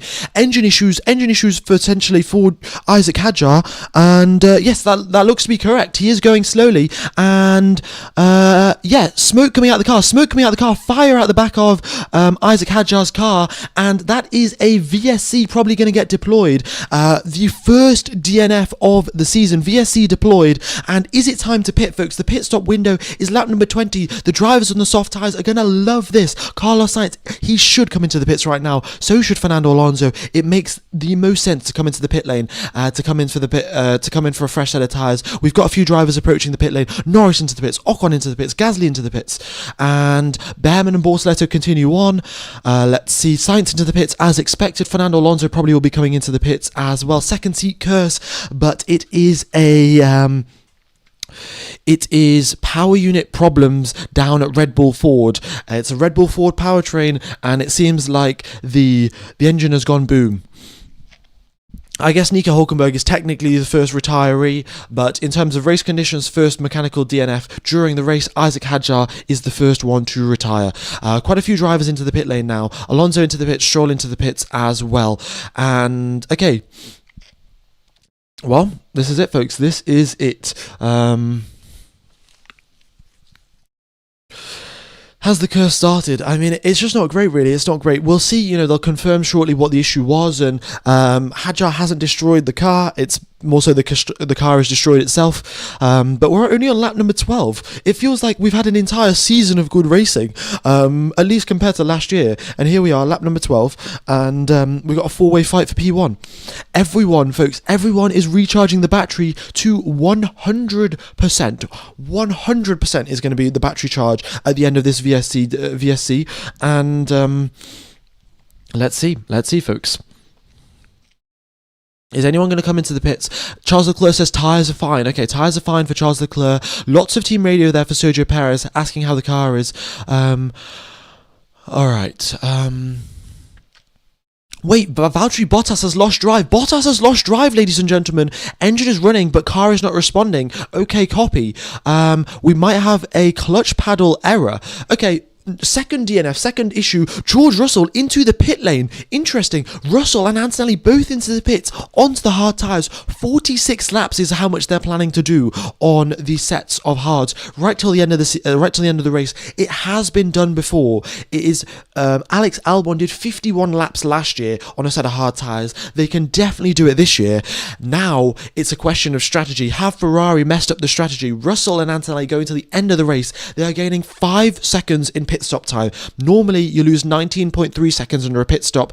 During VSC conditions, you lose 14 seconds under a pit stop. So they've gained 5 seconds by coming into the pits under the VSC. Will the Ferrari cars be able to gain that back on the medium tyres? Let's wait and see, folks. Let's wait and see.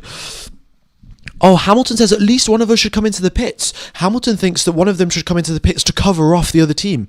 Let's wait and see. Let's see what happens. Is this going to be another Ferrari moment? But Bottas, where is Bottas on the GPS right now? He's still crawling back, but it seems like he's lost drive, and I think he might be retiring the car. Yeah, you can overtake Bottas. Okay, they've told Stroll to overtake Bottas, so yeah, box, they've confirmed it. Second DNF of the circuit, of the race. Bottas out, Hadjar out, Oscar Piastri crashes because of a battery issue before the race, and Hulkenberg also cannot start the race because of a problem. Okay, do the Ferraris come into the pit lane? Lewis Hamilton, Charles Leclerc, neither of them approach the pits, both driving very, very slowly, but not a single of them, not either of them go into the pit lane. They were there ready. The Ferrari team were there waiting, but none of the drivers go into the pits.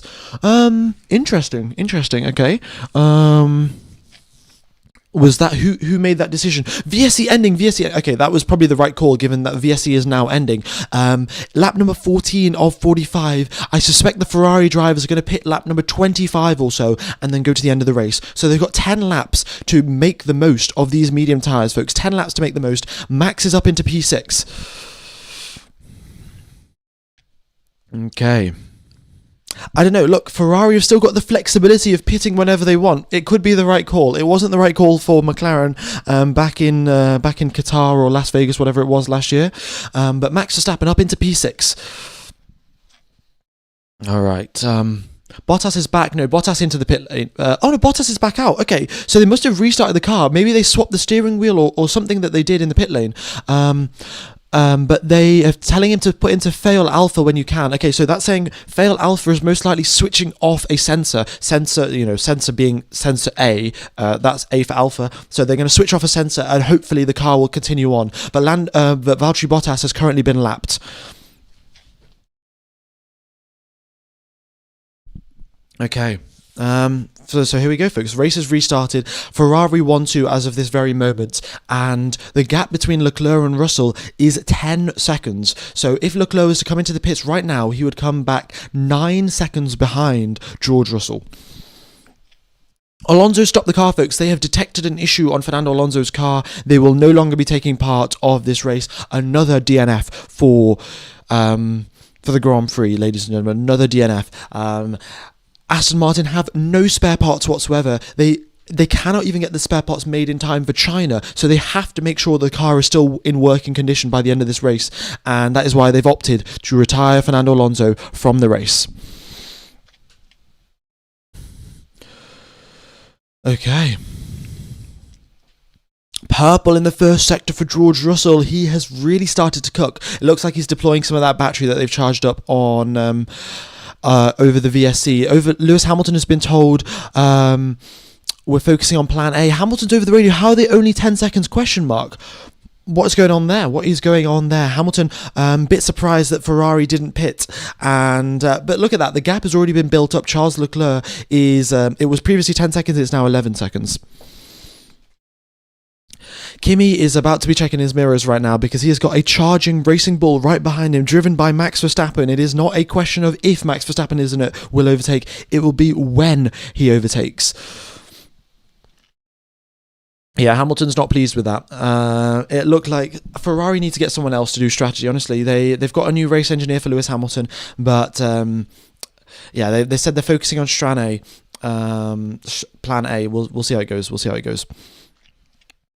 Bottas is now, ruining his race even further. Oh, Antonelli actually overtakes Lindblad. So Lindblad will probably promptly give up the position to Max Verstappen. Doesn't want to get in a fight with the Inter-Red Bull teams. And Antonelli, overtakes up into P4.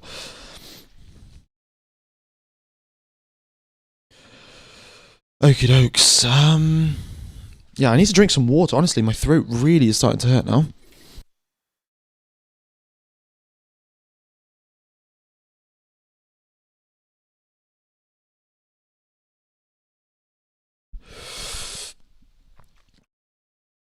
Leclerc is fine with going with plan A, but George Russell is just on the fastest lap of the race, and he's catching the Ferraris. The Ferraris who are on used medium tyres are going up against a fresh set of hards for the Mercedes. What are Ferrari going to do? I mean, Ferrari are going to hope that there's another safety car so they don't actually, so they don't lose a bunch of positions, I'm guessing, because right now the situation doesn't look so good. If they come into the pits right now, they're going to come out where Max Verstappen is. Back in 6th position. I mean, this is Ferrari heritage at the end of the day, right? Ferrari are doing Ferrari things. 32,000 people tuned into the live stream. Thank you, everyone, for tuning in, folks. Hope you're all enjoying the coverage. Be sure to smash that like button. Much, much appreciated. Hopefully, we can make our way towards 5,000 likes. It is good to have all of you here, and I will be commentating right till the end of the season, and well, the action has been incredible, and I hope you guys have enjoyed it so far. Lap number 17 of 58. The drivers who are still out on the medium tyres will probably start pitting around lap number 25. Okay. Just to quickly recap, Hulkenberg couldn't start the race because he had a power unit problem before the race begun. Piastri crashed because of a battery issue before the race begun. Hadjar had an engine issue, and Alonso, they detected a problem with the car and they retired the car. Okay, Max is on his way. He is now within 9/10 of Arvin Lindblad, and let's see what the Dutchman can do. In fact, what I might do, folks, do you think it's a good idea to replace this with the current speed of the cars? Currently, we can just see the fastest lap, the speed that they cross the start-finish line at, but would you guys prefer to have the current speed of the cars to see who is going at what speed when they're trying to overtake and things like that? Would that be preferred? I think a lot of people are saying yes in the chat. Yeah, okay. Give me just 1 second then. 1 second. The screen will get blank for a little bit, and then we'll get the speed data. So give me just a sec.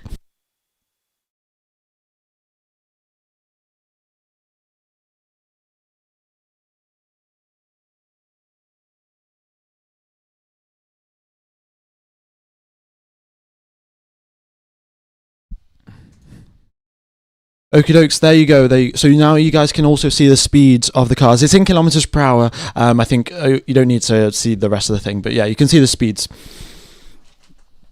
Okie dokes, very, very good. Oh, it looks like you can actually see the battery deployment on the footage. So Max has got overtake mode, of course, and he's going to be trying to overtake Lindblad very, very soon.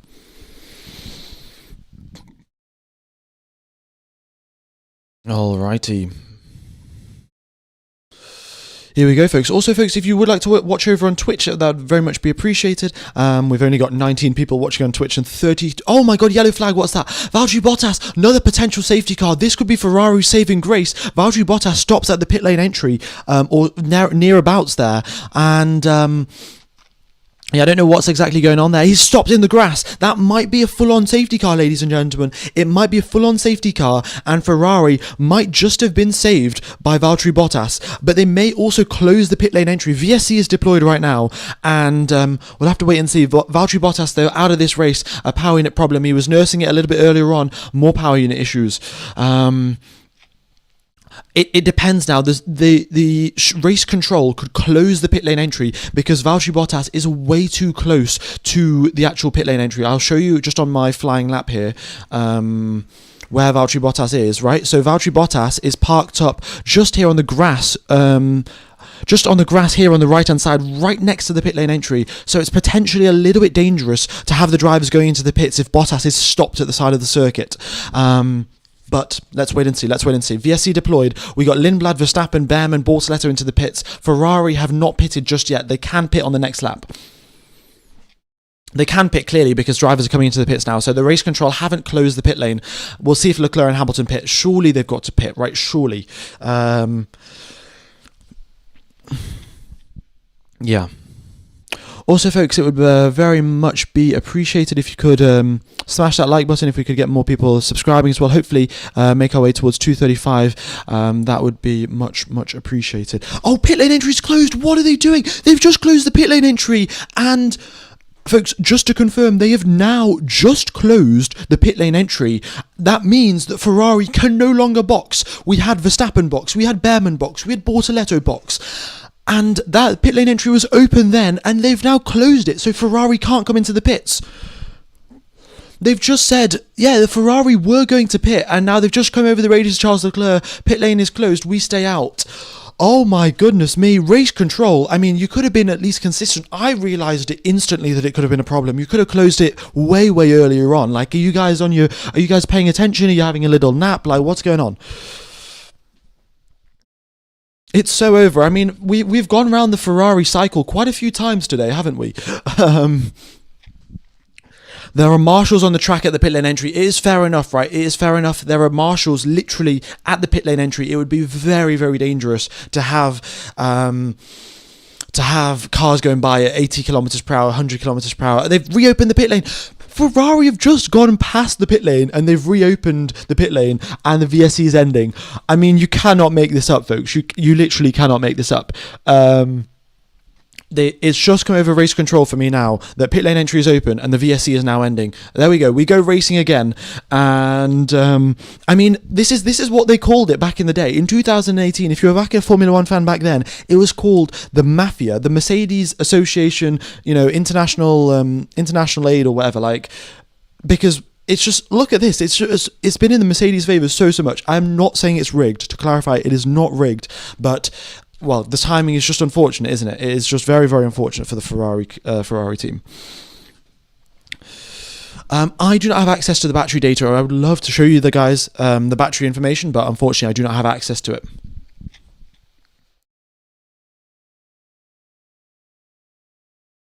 Okay, lap number 20 of 58, 39 laps remain. Ferrari yet to come into the pit lane. In fact, everyone has pit apart from Ferrari because of the timing of that VSC. Okay. 33,000 live. Thank you everyone for tuning in. Oh my goodness me, Max Verstappen gets that overtake done on Arvin Lindblad, nice and easy for him, and Arvin Lindblad does not fight that one too hard, and as is expected, to be honest, as is expected. Do not. Oh, Lewis is getting a little bit angry over the radio here, and understandably so. I mean, I think when they look at it from the outside perspective, right, when they see what happens once they get out of the car, they'll realise how unlucky they were. Is Aston's brutal vibration still an issue? It still is an issue. That is correct. Lance Stroll has been lapped because of how slow he's having to drive to nurse the vibrations, but the team desperately need information, desperately need information and data, because the thing is, during preseason testing they had these vibration problems as well, and they genuinely couldn't do that many laps because of it. So that's why Stroll's still driving around. Okay.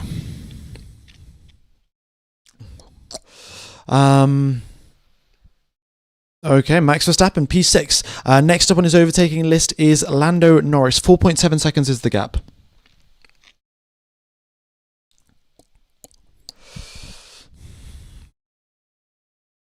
Yeah, Charles, Sergio Perez is about to get lapped as well. Folks, we're on lap number 22 of the race, and we've already got drivers getting lapped here.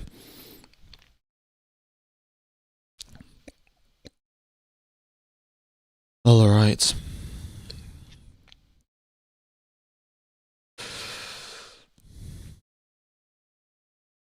So here we go then. Ferrari, I suspect they're probably going to pit now near lap 30 or so. Maybe a little bit closer to lap 28, but yeah, it's going to be a little while till they pit, and they're essentially what they're trying to do is make sure that they've got enough of an advantage to try and overcut them. Thanks for the donation there, bruh moment. Max made me so proud, and yeah, Max has done a brilliant job there. Honestly, up from 20th position up into 6th, and he's also done his pit stop as well, right? However, he's on a set of medium tyres. Is he going to be able to go to the end of the race? 40 laps on mediums is going to be a stretch, but if someone's going to pull it off, it is going to be Max Verstappen. Also, Max probably did a few laps behind the safety car as well, or like half a lap, 1 lap. Everything counts in these sort of situations. I mean, also, for all of you folks that are saying it's so over for Ferrari, we've already had, right, look, it's 22 laps that we've had. We've had 3 mechanical issues so far. That's an average of 7 laps, and then you get an issue. So, probably by lap number 28, someone else is going to DNF. Like, it could be Lance Stroll for all we know. The Honda engine is it's not the most reliable thing in the world, is it?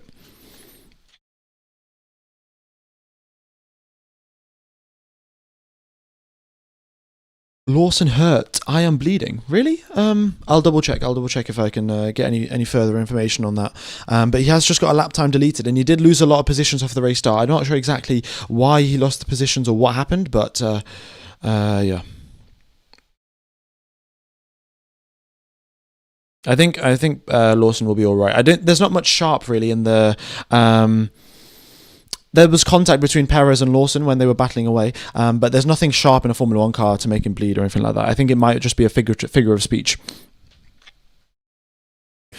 Okay, is Russell catching? Well, Russell on the previous lap at 22.8. Both of the Ferraris were in the 23s, and fair enough, they're on very old medium tyres. Wait, Charles Leclerc, this is like a mushroom in Mario Kart. I'm assuming he's talking about the overtake button. But Charles Leclerc, honestly, such a real one. This is like pressing the mushroom in Mario Kart. You gotta love this guy, man. Yeah, incredible. Did Ocon collide? I think. I'm not certain actually. I to be honest, I haven't really been paying that much attention to Esteban Ocon, so unfortunately, I cannot answer that question. And they've come over the radio. That was a funny one. So clearly, some good banter going on there. We need to add that to the words of wisdom. Fastest lap of the race for Kimi Antonelli, 122.5. That is 0.8 of a quicker than both Ferraris on the previous lap.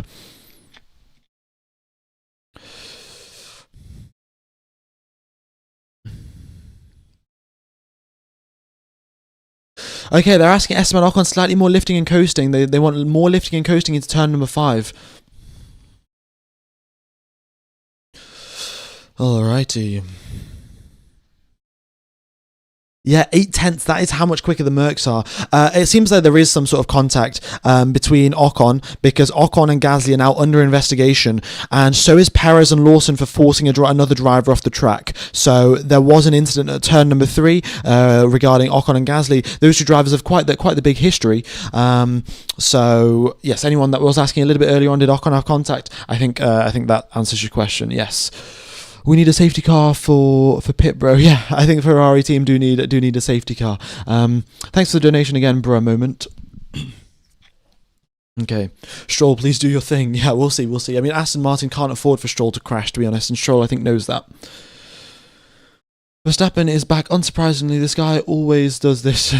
He's going to get a podium. Well, we'll see. He hasn't been able to close up on Lando Norris quite significantly, to be honest. Norris is on hard tyres and Verstappen's on mediums. He does have to nurse these mediums right till the end of the race, so maybe he's conserving a little bit. But in the previous 2-3 laps, made no progress whatsoever. In fact, lost a 10th. All right. Yeah, Stroll's done 25 laps. Has Stroll not got nerve damage just yet? I mean, what's going on there in terms of Lance Stroll? But no, it's hope that Lance Stroll's all right, and hope the vibrations really aren't too bad, because we'd like to see him continue on racing.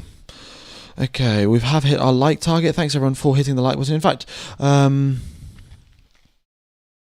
Let's just pop it up to 10,000. We've got so many people tuned in. Thanks everyone for tuning in, by the way, and hope to see you all for the next weekend in China. China, we've got a sprint race, and that mega long straight. I think it's 1.2 kilometers in China, that straight. It's going to be pretty interesting to see how that works out.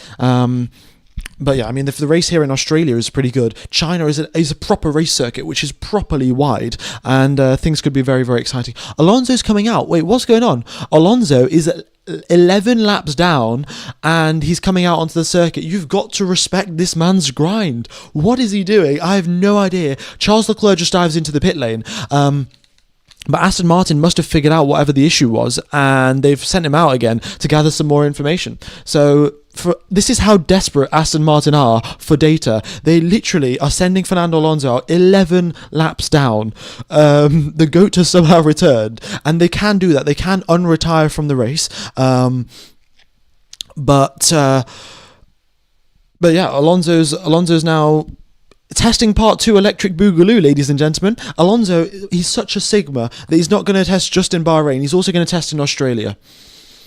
Okay. Anyway, back to the battle at the front. Right, Charles Leclerc comes into the pits. He is 7 seconds back from Kimi Antonelli, who himself is 8 seconds back from George Russell. George Russell fast approaching Lewis Hamilton right now. Russell has got so much more pace, and he has been consistently lapping in the 1 minute 22s. Lewis Hamilton consistently in the 1 minute 23s, and there's no sort of doubt about who's gonna get this overtake done very, very easily. We'll see how much of a fight Hamilton puts up against his former teammate. Here, the rear of the car sliding around a little bit. Leclerc pitted on the previous lap. Hamilton may pit this lap. Let's wait and see.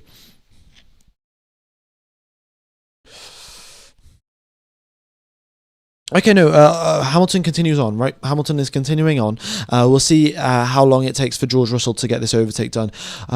They're saying we need 50 metres more Lyco in turn 10. Lyco is back, ladies and gentlemen. Lyco is back, and they're asking for more lifting coast through turn number 10 and 11. Honor retire. It's the first time I'm hearing this. I think it did happen at one point. It was Suzuka 2023. Sergio Perez came out of the pits 43 laps down in Suzuka 2023. If I remember correctly, but my memory isn't that great. But it's happened before. It was definitely Sergio Perez that did it. Thanks, Bro Moment, for becoming a channel member. Much appreciated to all the channel members. Also, all the people that have checked out Proton VPN. It's $1 for the month. You can watch the coverage for $1 for the Australian Grand Prix, Chinese Grand Prix, Japanese Grand Prix. All you've got to do is join an Austrian VPN server, go onto Service TV, type server, and watch the coverage. Like that's as easy as it is. Yeah. Why would they do that? They probably wanted a little bit more data on a new floor, I think, because 2023 was when Red Bull were having the problems with the new side pods and the new floors. So I think that is why they sent Perez out 43 laps down to get some more information. Anyway, Perez has been noted for ignoring blue flags. I think that must have been Charles Leclerc that just overtook him. George Russell within overtake mode of Lewis Hamilton right now, and he's going to be looking to get his attack on. Prongs, thanks for joining the channel membership as well. Much appreciated. Blue flag for Max Verstappen. No, Max is not getting blue flagged. Max is getting blue flags for Stroll. Stroll is the one that's actually getting the blue flags. Will Alonso get points if he puts the fastest lap? No, there is no fastest lap point this year in 2026. That was removed in 2024, so no fastest lap point in Formula 1 anymore. Okay, everyone has completed their first pit stop apart from Lewis Hamilton. Russell pretty much breezes by him as they go towards turn number 9. They're side by side. Hamilton holds on. Oh my goodness me! And then on the exit, George Russell just absolutely says, "See you later, thank you very much." And Russell gets the overtake done. Unsurprisingly, is Hamilton going to try and fight it back into 11? No, he's not. All right.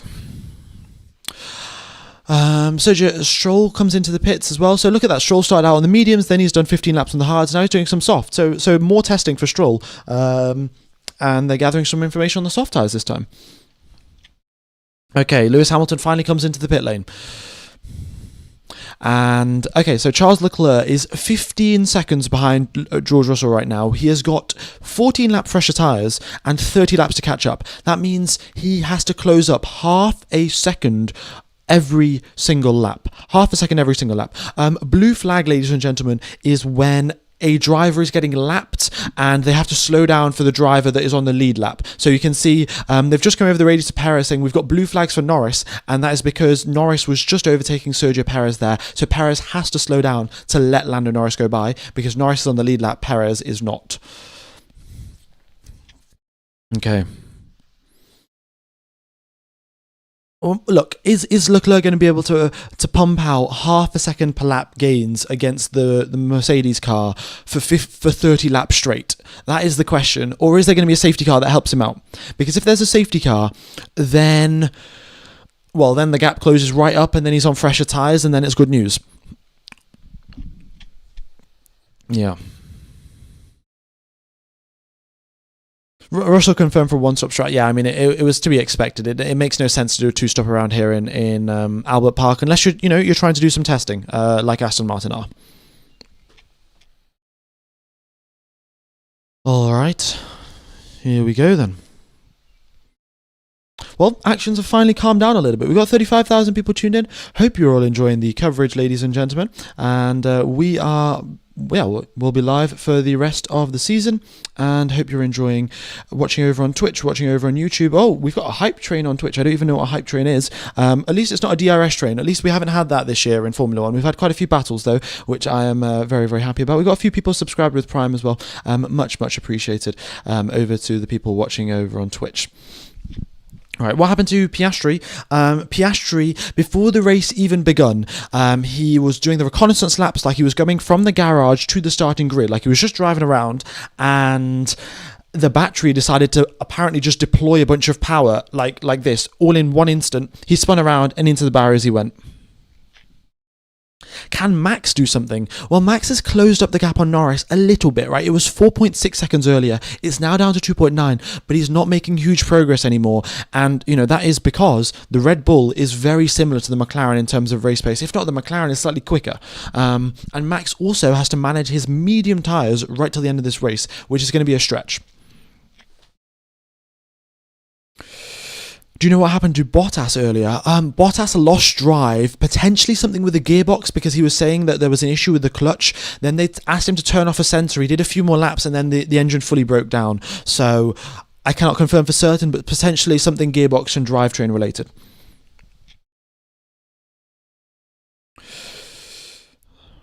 Right.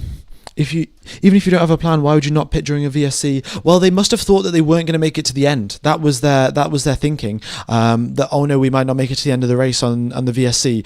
The second VSC, they just got horribly unlucky with the pit lane entry timings. The marshals were out on the circuit just when Ferrari were driving by, and that meant the pit lane entry was closed. Why is Alonso joining late? Because the Aston Martin need more data, folks. They need more data, and that's why Alonso's driving around. They've probably changed some things, right? Alonso came in 15 minutes. They probably added some extra dampers, added some extra vibration dampers or something to try and reduce the vibrations. Sent Alonso out again, being like, is this any better, mate? Like, hopefully things can work out. But you can see Alonso slowest through the speed traps. 18th, Stroll is 20th, 284 for Stroll, and 18th for Alonso. And then, of course, the bottom two didn't actually do any laps. Okay. Max is getting on Norris. He is. So normally this little green circle that you see indicates that the driver is gaining on the driver ahead of them. It's not always the most correct thing in the world, but it's an indication at least, so you guys can sort of use that. And then the full green means that they are within overtake mode. Charles Leclerc a 122.9, Russell a 123.1. So that is about 0.2 quicker, and that's just purely not enough really to close that 14-second gap within the next 27 laps. He's going to need a lot more pace than that. Hi, Miss All. Hope you're doing well. Yeah, I mean, it's good to be back, ladies and gentlemen. It's been 100 days since we've had a Formula One race, and well, I'm thoroughly enjoying this one. What happened to Hadjar? Power unit problem. He had smoke coming out the back of his car. Retired. Explain why Max can't overtake Norris, please. Because Norris is pretty quick, and Max has got to conserve his tyres to make sure he can make it to the end of the race. Okay.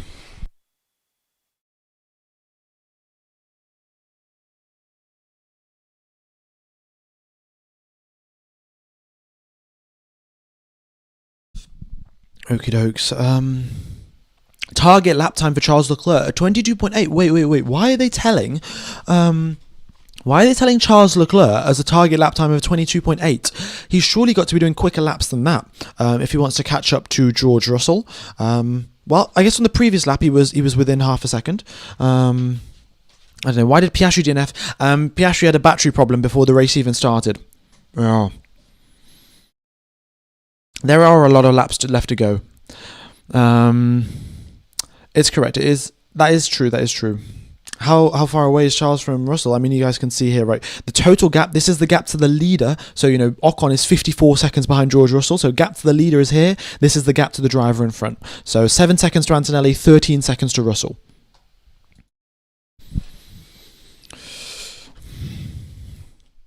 I'm going to put up a little bit of text, just saying engine issues for whoever had these issues. So,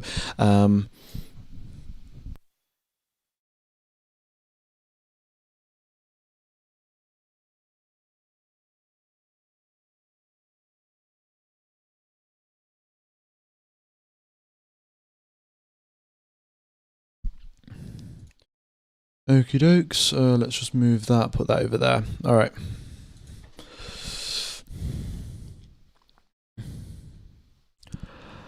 Okay, they're asking Norris. Oh, was that Norris or Piastri? They're asking one of the two. Oh, they're asking Norris. Obviously, Norris is the one that's driving, and Norris is saying, "Can you do 26 laps on a medium?" And Norris is chewing through his tires. Norris thinks that he can't do 26 laps on medium tires. So McLaren may have very high tire wear issues. I'm not 100% certain, but everyone else managed to do 20. You know, the Ferraris managed to do 25 laps on the medium tires, and they were a-okay. So interesting that Norris says that he won't be able to do 26 laps on medium tires. I mean, it is a little bit difficult with the more wheel spin we've got. You know, we've got less downforce. That means the cars slide around a little bit more. You know, you haven't got as much grip, so you get more wheel spin, and that means your tyres overheat a little bit. VSC deployed. What's this for? Who's going slowly? Where have we got a yellow flag? Track sector 13. What? Everyone's still driving around. Am I missing something? Am I missing something, folks? Oh, there's a bit of debris. Okay. A bit of debris on the circuit. VSC is out for a little piece of debris. Bortoletto into the pit lane. Marshals are out on the track here to pick up the piece of debris. Something flew off someone's car. Is it a part of a front wing? Is it a part of a... I'm not sure. We've got a replay here. It seems like it's Sergio Perez's car. He was complaining about vibrations over the radio for the entire race. Seems like the vibrations have had a pretty bad impact on his front wing, and a front wing end plate comes flying off. VSC ends. We're going racing again. Opportunity for the folks to charge up their batteries a little bit, and Sergio Perez has no longer got a front wing end plate. Max Verstappen is right on Lando Norris's tail. Here we go, ladies and gentlemen. Max Verstappen versus Lando Norris. The battle we were seeing last year continues on into 2026. And Max Verstappen, he's got the overtake mode here. Let's have a look at these speeds, and he is going, well, quite a bit quicker into those braking zones than Lando Norris is. He's all over the back of him, practically pushing him through quite a few of these corners, and also recharging his battery while staying on Norris's tail. So pretty good driving there from Max Verstappen. And here he is now coming. Norris into the pits. Norris dives into the pit lane, and he cannot make it to the end of the race on these set of tyres. So he's decided to come into the pit. So the McLaren are chewing through their tyres like no tomorrow. Mercedes think that they can make it to the end. Ferrari think they can make it to the end. And McLaren coming into the pits. So Max up into P5, ladies and gentlemen, and this is a true P5. This is no pit stop games or anything like that. Max Verstappen has, on pure skill with a bit of help from safety cars and virtual safety cars, has gone up from 20th position up into fifth position. Of course, there's been a few DNFs. Piastri's DNF'd, Hulkenberg's DNF'd, Hadjar's DNF'd, 3 drivers that were ahead of him, but it still doesn't take away from the overtakes that Max has made. And he is in a quicker car, so it is also to be expected. Is Hamilton gaining? Well, folks, have a look at this. Have a look at the gaps, right? It is 7 seconds for Hamilton to Leclerc. It's 21 seconds for Hamilton to Russell.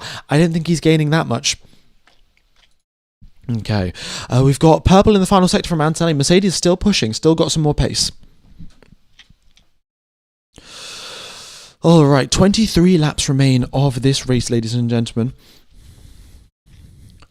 Quick question, how does the point system work? It's the same as last year. 25 points for first place, 18 for second place, 15 for third place, 12 for fourth place, 10 for fifth place, and so on and so forth, all the way down to 1 point for 10th position. It's still just the top 10. They haven't changed it because we've got more people. They haven't changed it because we've got more cars on the grid or anything like that.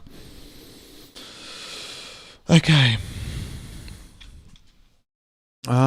Well, here we go, folks. Also, if you guys are interested and would like to follow me over on Instagram, it's F1Gamer_official. Will be good to have you guys over there. I'll be posting some memes and things like that. Okay.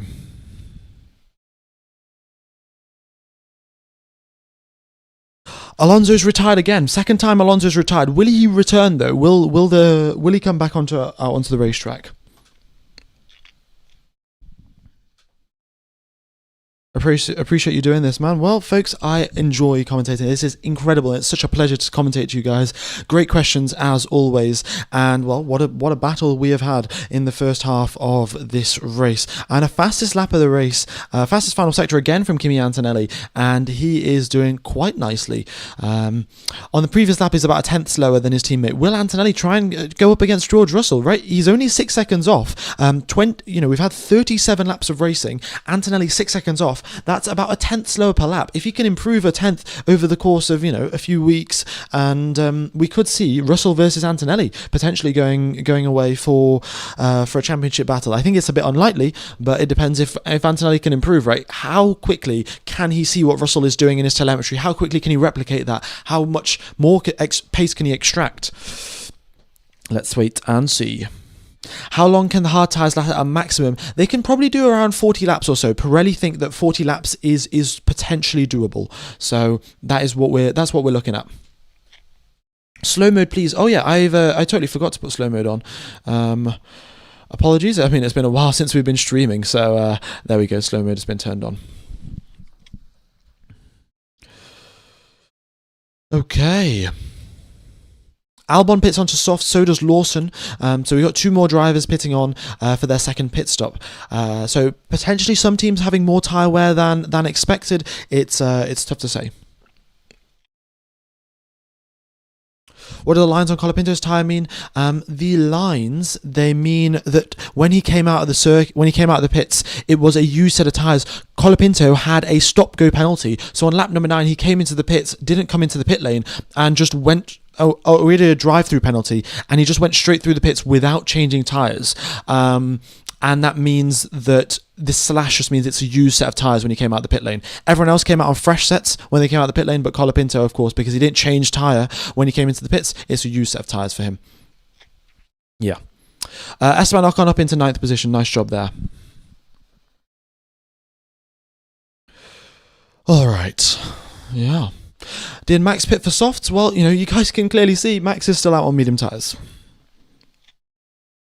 Is Merc still using the engine where they found a loophole? Yeah, they are still using that engine, but so are all of the other Mercedes power unit cars. So is McLaren, so is Alpine, so is Williams, and their pace seems to be absolutely nowhere compared to Mercedes. So Mercedes definitely do have a few more tricks under their sleeves.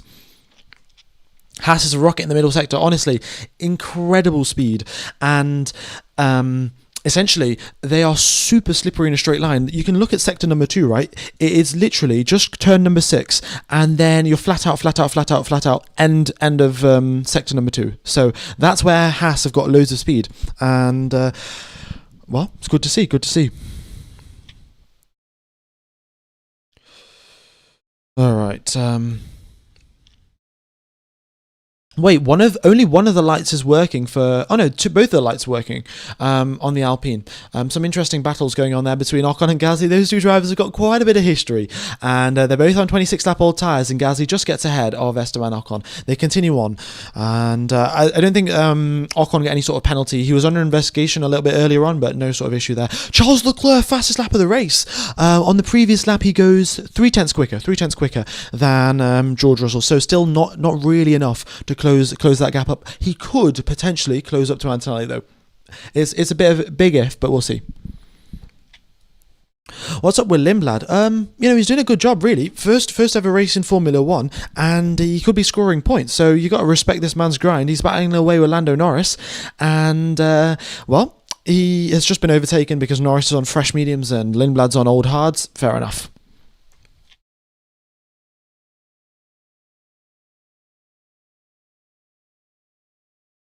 Oh, Stroll and Alonso. I think both of them are properly done now, because they are both in the pits now. So,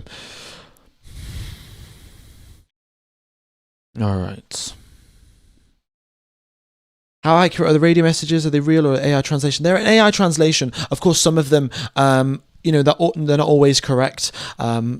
I don't know why Ocon has said it's a drug, I can't get away. I'm sure he's trying to say it's something else, I can't get away. It's a problem, I can't get away. Or, but yeah, most of the time it's relatively accurate. Look, Hamilton's over the radio. Talk to me in the corners, mate. Wait, Hamilton has just said talk to me into the corners. I think he means don't talk to me into the corners. But Either way, he's still getting to grips with working with his new engineer, but it's good news for him, right? They've come over the radio to Pierre Gasly and said 1 boost press per lap. That's what they recommend. Interesting. Why no max radio? Sometimes the radio doesn't work. Oh, they've come over the radio to Hamilton. You're the fastest car out on track, and well, that is correct. Fastest lap of the race, a 1:22.5, and only 0.2 quicker than the Mercs. So the Mercs have some pretty solid race pace, considering they're on 27 lap-old hard tyres. It's pretty mega.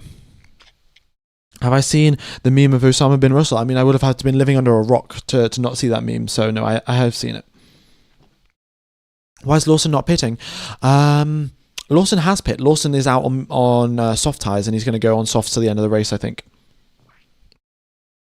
Behrman gets ahead of Lindblad. Lindblad losing more and more positions, really, and he's struggling a little bit on those hard tyres. It's a bit of a sort of an art, if you want to put it that way, to keep these Pirellis under control and within temperature range. So he's having a bit of a tough time there. It takes a bit of time to get used to these sort of things, and I'm sure he will get used to it soon enough. Unfortunately, I don't have the battery percentage, folks. I would love to show you the battery percentage, but I do not have the battery percentage. Otherwise, it would have been up on the screen a long, long time ago. Max needs to pit. Yeah, potentially. I don't know, really. Like, Pirelli said you could do 40 laps on hards, not on mediums. So Max could pull it off, but it's going to be a difficult one for certain. What's Lando doing? Lando is losing time to losing time. Well, he came into the pits, right? He's done a second pit stop because he was chewing through his hard tyres way too quickly and didn't think he could make it to the end of the race. Where can I watch the race with Proton VPN? It's Service TV, ladies and gentlemen. Service TV. It's $1 a month. They're sponsoring the channel, so it would be a huge help if you guys could get it out. If you could get Proton VPN if you are interested, and it's not going to ask you for like $50 and $1 per month. It's literally just $1 will leave your account, and we've got over 500, 700 people using it right now to watch the coverage. So definitely does work. Okay.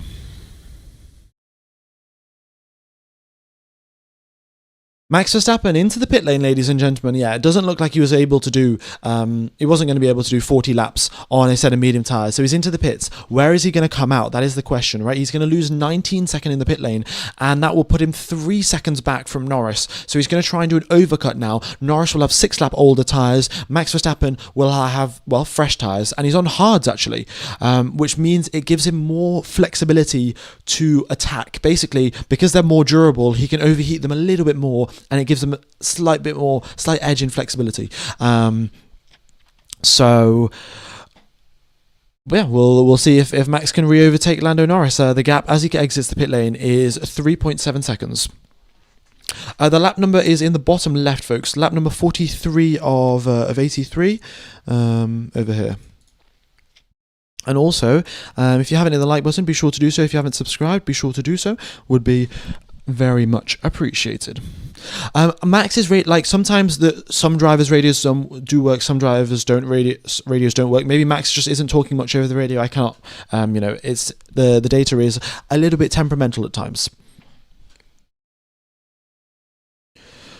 Wait, he can't start and finish on hards? No, he can. He can start the race on hard tyres and finish the race on hard tyres as long as he uses a different compound in the middle, and he did so, right? He used the medium tyres in the middle, so it's all good.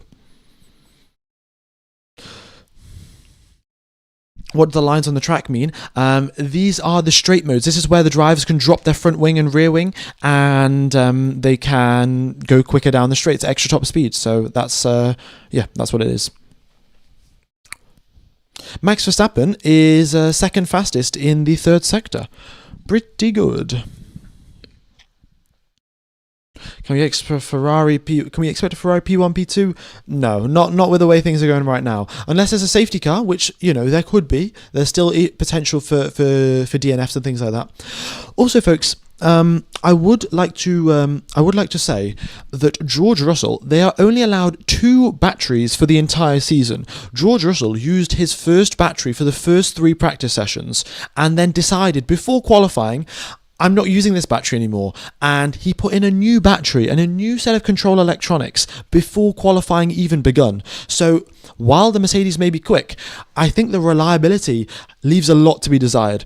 And he's totally allowed to use a new battery and things like that, but it's the first race of the season. He did 3 practice sessions and they've decided, oh, it's time for a new battery. That's what I'm going to say, right?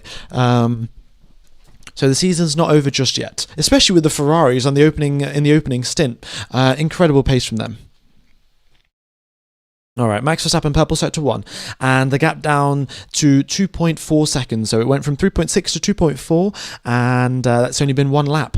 So not too long now before Max Verstappen is all over the mirrors of Lando Norris. And in fact, he goes purple. He goes an entire second quicker than Kimi Antonelli on the previous lap.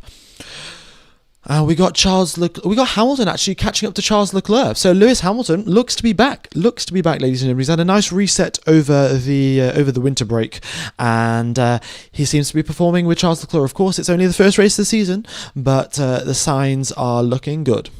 Ollie Behrman ahead of his teammate Esteban Ocon. Again, both of them on the same strategy, but Behrman just more pace from the rookie.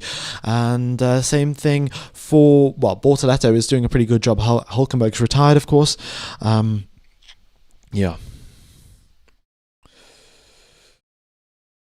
Are you allowed to make partial repairs to the battery, so you're replacing or not the cells? I'm not 100% certain, because technically if you replace all the smaller cells inside the battery, is that a new battery or is it the same battery, right? They're allowed to make certain repairs, but you've got a 1,000-page long document of regulations of what you are and are not allowed to do. So I have not read all 1,000 pages, and I cannot pretend that I have. So you'd have to look into that. But there will be elements that they are allowed to repair, but they can't just change everything. The battery enthusiast. Yeah, okay. All right.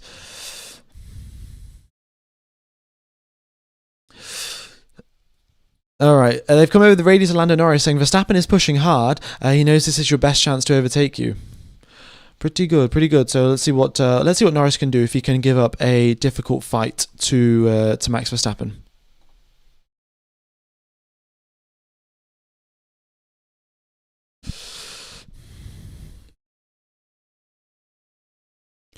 Well, Max Verstappen is about to approach overtake window, and he's on fresher tyres.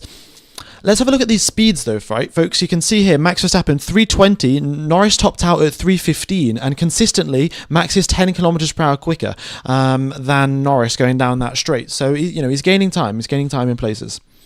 How long can the hard tyres last? Well, if you manage them properly, they can do 40 laps, and you can get to the end of this race. So Russell and Antonelli are planning to do exactly that.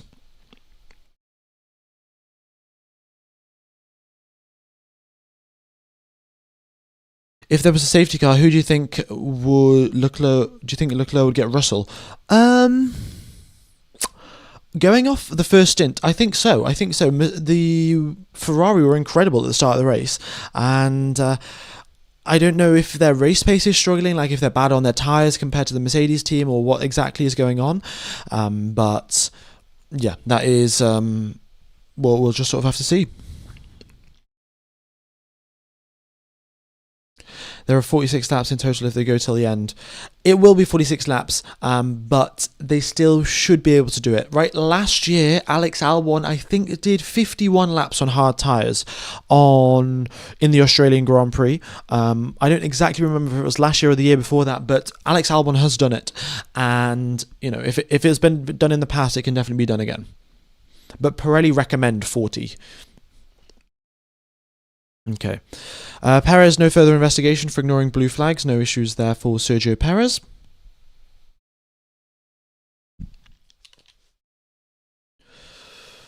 All right. Max Verstappen actually drops a little bit back, and Norris is trying to pick up the pace here.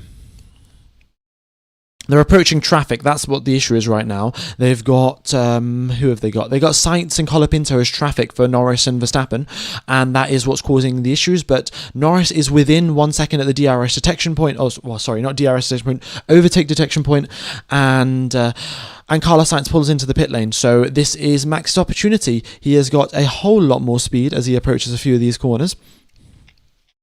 And let's see, Norris tops out at 280, 290, 292, and Max Verstappen goes 299. So an extra 7 kilometers per hour down the straight with the help of slipstream and an overtake. And Max is closing in. And Lando Norris's mirrors are filling up with more and more Red Bull. Esteban Ocon again, another rocket ship middle sector. Brilliant job there from the Haas team. I don't know if that's the best way to do it, right? Like Haas clearly think that the best way to go fast around this circuit is to deploy all of your battery in the middle sector. But yeah, I'm not 100% certain if that is the case, because we would have seen a few other teams at least try to do that if that was the case. Okay, here comes Max then, in towards turn number 11. The gap is 0.6 of a second. He is approaching at a rapid speed. On this occasion, though, a little bit too far back to overtake, and now he is practically pushing Norris through some of these corners. Yeah, as the concertina effect he gets closer and closer. 0.7 is the gap right now. Norris knows that Verstappen's going to attack. Norris has battery prepared for this exact scenario. We have got 11 laps remaining of this race, and Lando Norris versus Max Verstappen battling away, this time for 5th and 6th position rather than 1st and 2nd. Where do I need to set my VPN to watch the race? It is Austria. You said it's Austria, and once you've done that, then you can watch Service TV Formula 1. 10 laps left to go. Ferrari not catching. Yeah, this is what I'm saying. Ferrari now need to catch up by a 1 second per lap to catch up to Antonelli, and 1.5 seconds per lap to catch up to George Russell. So it looks like it might just be a 3rd position there for Charles Leclerc, unless there's a safety car or anything like that in the next few laps. Sergio Perez and Carlos Sainz both 2 laps down, ladies and gentlemen. 2 laps down. We've had a few VSCs, no full safety cars to reset the grid. So approximately 300 kilometers of racing, and well, we're approaching 300 kilometers of racing, and Carlos Sainz and Sergio Perez are approximately 11 kilometers behind the lead drivers. 11 kilometers back, and we've only raced for 300. Okay, Max is really, really close now, and well, he's waiting to clear the traffic. Really, he clears, but the Cadillac gets out of the way. Cadillac of Sergio Perez gets out of the way, and yeah, they're coming over a radio a lot to Sergio Perez. I have a feeling, Perez sort of knows a lot of these things, right? Oh, if there are 2 people battling away, give them a lot of space. So Pierre Gasly says, "I love myself. Hey Ferb, hey Ferb." I'm sure he's trying to say a firm, not a hey Ferb from Phineas and Ferb, but I don't know about I love myself. I'm not sure what's that meant to mean. But Perez has been dealing with vibrations all race long, and he's managing to cope. Yeah, it's time to play the Phineas and Ferb theme song. What a banger.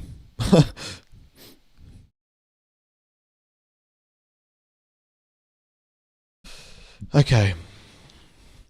0.4 is the gap. 0.4 is the gap now. Stroll. Wait, is Stroll about to come out again? Stroll's about to come out. Stroll is re-retired. Welcome back, Lance Stroll. I think you're going to find yourself. You are 15 laps down.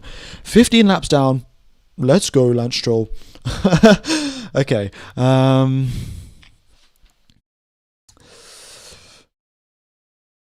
There we go. Aston Martin have done it again. They've sent him out and unretired. And only Adrian Newey can do this, man. This is the 5D chess strategy. Nobody else has thought of this before. Just Adrian Newey. I don't know how they've messed this up so badly, but at least they are still in the race, unlike Bottas, Hadjar, Piastri, and Hulkenberg.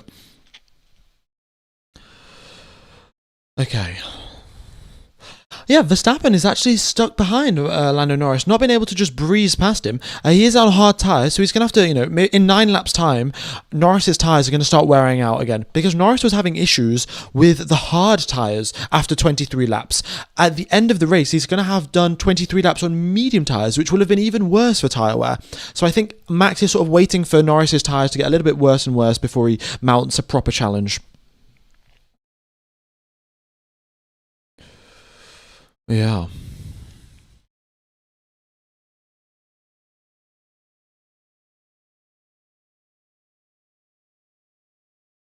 The green dot at turn number 13, that is the overtake detection point. So if you're within 1 second of the driver ahead of you, you get the overtake button. Hamilton is gaining on Leclerc. He is, but it's still not by a huge margin. And Leclerc is also dealing with a little bit of traffic right now.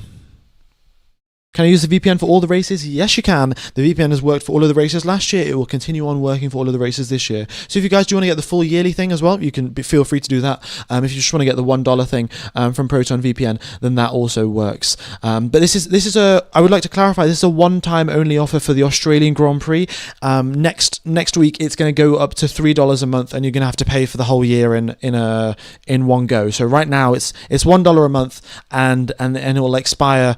I think it expires tomorrow morning at like midnight or something like that. So yeah, if you guys want it, now's the time to get it. You'll get the Australian Grand Prix, Chinese Grand Prix, and Japanese Grand Prix all for $1. Aston Martin's still in the testing phase. Yeah, they still are, and they're still cooking, man. Okay. And Stroll is still up 5 positions as well. Also, ladies and gentlemen, who is your driver of the day today? Who is your driver of the day?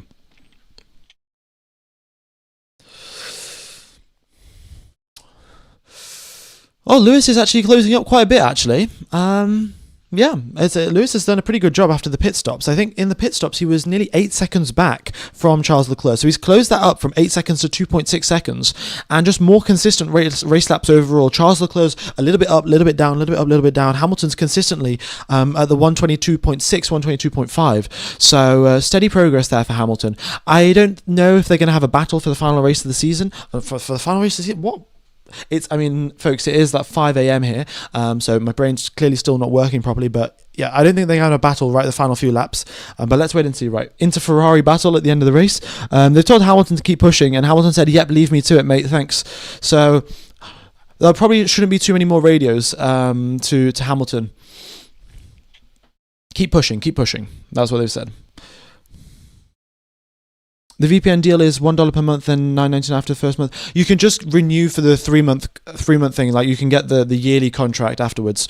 But yeah, it will renew onto the monthly one. But if you get the yearly one, it's $3 for the month, and yeah, a lot cheaper than Sky Sports. Yeah, it looks like 25% of the people are saying Max Verstappen for driver of the day, 15% for Charles Leclerc, 12% for George Russell. At least I'm awake this time. At least I am awake. Yeah, it is. I don't know how I messed up yesterday and fell asleep. Well, I do know. I was just incredibly exhausted. But it is good to be back. And today I've got 8 alarms to make sure that I didn't fall asleep. And to be honest, I didn't need a single alarm. I was so stressed out about not waking up for the stream. I woke up 3 hours early with my heart pounding, like, oh my God, have I missed the stream? Do you think Max can get Norris? Yeah, I think he can. With 6 laps left to go, he's just biding his time, really. Biding his time. Lindblad is going to get lapped. Yeah, we're having more than half the grid getting lapped here. That is the pace of the Mercedes. That is how spread out the grid is, right? The regulations are huge, and the teams have not figured out the internal details and little tricks and things like that, right? I showed you in the pre-show that Russell was only going in 8th gear in this straight, right? This straight here. This is the only straight that Russell goes in 8th gear. In everything else, he was going 7th gear for all of his quali laps. 7th gear down the main straight, 7th gear through here. Piastri was going 8th gear, and his RPMs were really low compared to Russell. He can't charge up his battery as effectively, and, as a result, having some issues. So it is... I'm sure, McLaren will change their gear ratios a little bit, maybe in a few races' time, and try and fix these problems.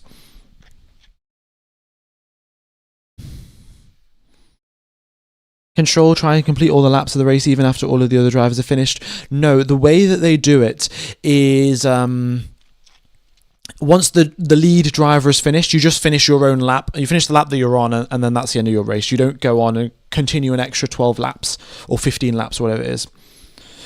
How much is the VPN? It's $1. $1 for the month. Whatever currency it is, it all just translates over to $1. Can you update the display adding the gear? I would love to, but there's unfortunately just not enough space on the screen right now. So I'll have a think if I can figure something else out. But it's a bit tough. Is the VPN for the live race? Indeed it is. Indeed it is. Okay.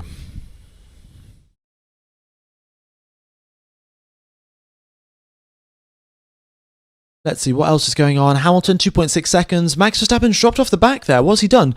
Big mistake there in one of the sectors, because clearly on the previous lap there, he is nearly a second slower than Norris. And Norris sets a 1:22.3. Norris picks up the pace also. I'm not going to say Max just makes a mistake, but I think it's a combination of the two. And well, Max is now 1.8 seconds back with only 4 laps left to go. Will he be able to get the overtake done? It is no risk, full push for Max Verstappen right now. That's what he's got to do. Lance Stroll back into the pit lane.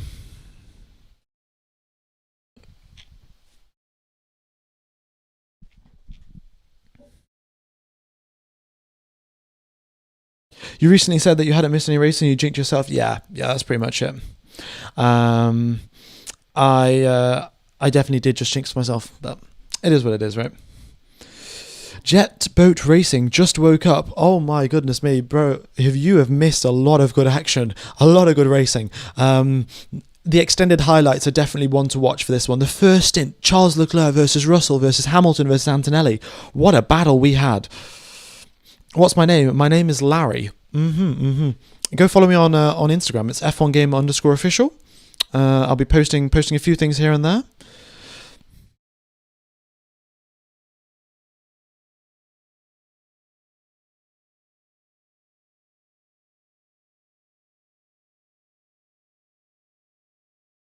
The highlights will be cinema, yeah, indeed they will be. Oh, Gabriel Bortoleto, quickest across the line to 323 kilometers per hour as he goes across the line, deploying his overtake, trying to overtake Lindblad. Was that the optimal place to deploy his battery? Seems like it is within half a second now.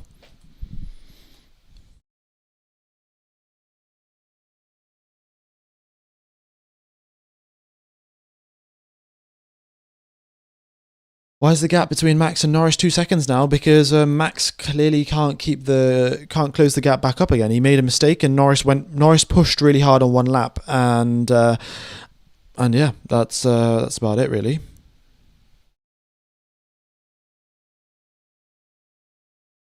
After getting the VPN, where do I watch the race? It's Service TV, folks. Service TV, Austrian VPN server. There you go, Austrian VPN server, Service TV. Stroll doing more laps on soft tyres. I guess they paid for all of the soft tyres from Pirelli, so you might as well use all of them. Less than 2 seconds between Leclerc and Hamilton. Oh my goodness me. 2 laps remain of this race. 2 laps remain. And, well, George Russell is in the lead by 4.4 seconds ahead of his teammate. Does the VPN offer only last for 1 month? It does. And then once you finish, you can renew onto a $3 a month contract for the year. But if you just want to pay for $1, you totally can do that. You can pay for the $1 and cancel the subscription. So, yeah. Is Mercedes going to pit? Absolutely not. There's no way they're pitting now at the end of this race. Okie dokes. We've got nearly 36,000 people tuned into the live stream. Much, much appreciated, folks. Hope you are all enjoying the coverage, and it's good to have you here watching the coverage on the F1 Gamer channel. Looks like we might again be the biggest live stream on YouTube. More people watching than P1, Matt, and Tommy. And good to see. And to be honest, we've got the hashtag best fans, as Lewis Hamilton would say. Hashtag best fans watching here. Okie dokes.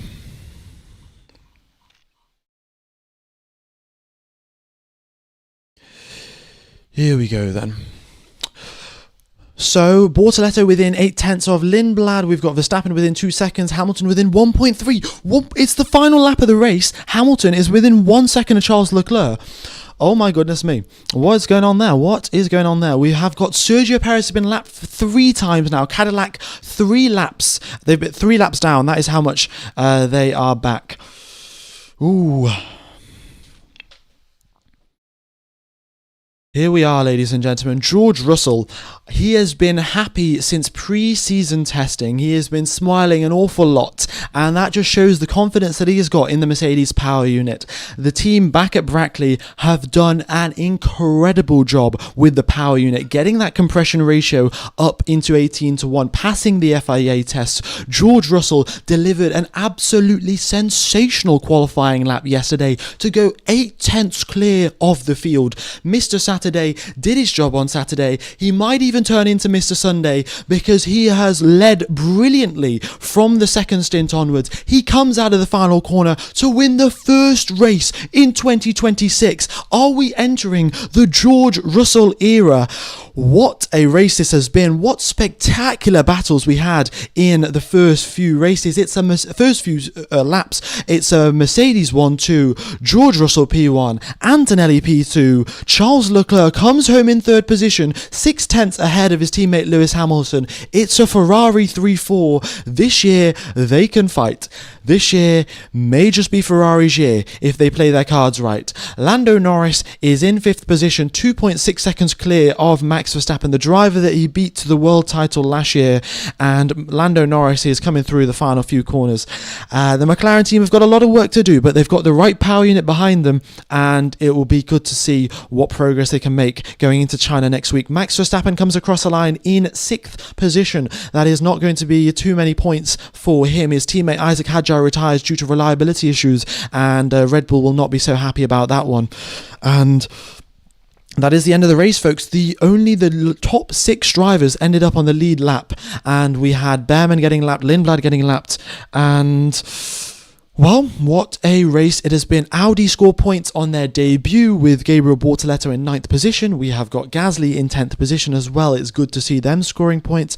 Williams, unfortunately, no points scored for them. Same thing can be said for Cadillac. Same thing for Aston Martin. Great job, awesome drive from George Russell, and we've had 5 DNFs. In fact, 2 did not start. Piastri had a battery issue before the race even begun and crashed. Hulkenberg had a power unit issue before the race begun. Hadjar, Bottas and Alonso had issues during the race itself, and Stroll managed to complete the race 15 laps down. Okay.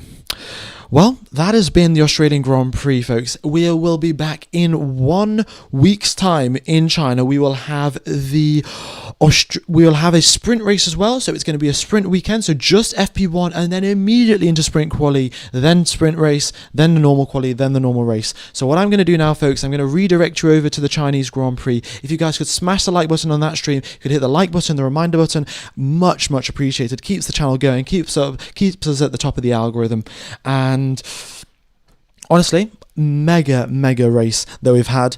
We'll see if the drivers have slightly different opinions on the racing aspect of things now, because yes, during qualifying there was a lot of management, there was a lot of energy management going on. I in fact saw Piastri do lifting and coasting during his qualifying lap, but you know, if the racing is all right, then will the drivers make the compromise? You know, maybe from the driver's perspective, they could have been doing racing when they were doing racing, but from their perspective, they could have also been trying to manage the battery half the time and not actually trying to attack. So, will the drivers say that they enjoy it? Will they not? What will Max say? He's made 14 positions gained. You know, he's done a lot of this overtake button work and things like that. So let's wait and see. So, yeah, folks, it's been an incredible pleasure to commentate to you guys. I do desperately need some sleep, and I will be back. I'll be back for China, and well, it's going to be a very exciting season. To be honest, very exciting season. It looks like Mercedes might dominate in quali. It looks like they've got a party mode under their belt. But during the races, the Ferraris are there, and their race starts were crazy. The race starts, you've got to say, even if it's 3rd position where Charles Leclerc qualifies, or 4th position where Charles Leclerc qualifies, he can well, just jump up into P1 because that power unit off the line is mega. Absolutely mega. Okay. So yeah, that's all from me. I'm going to end the stream. I'll take you over to the Chinese Grand Prix stream. Hit the like button, hit the reminder button. I'm sure some of you already have because I just repurposed the quali stream that I missed. But it's it's a good day to be a Formula One fan. It is a very good day to be a Formula One fan. All right, I'll pin that message in the chat. And I shall see you all in 1 week's time for the race weekend in China. All right, bye-bye, folks. Bye-bye. Have a wonderful morning, day, afternoon, evening, or night, depending on where you are around the world. See you later, folks.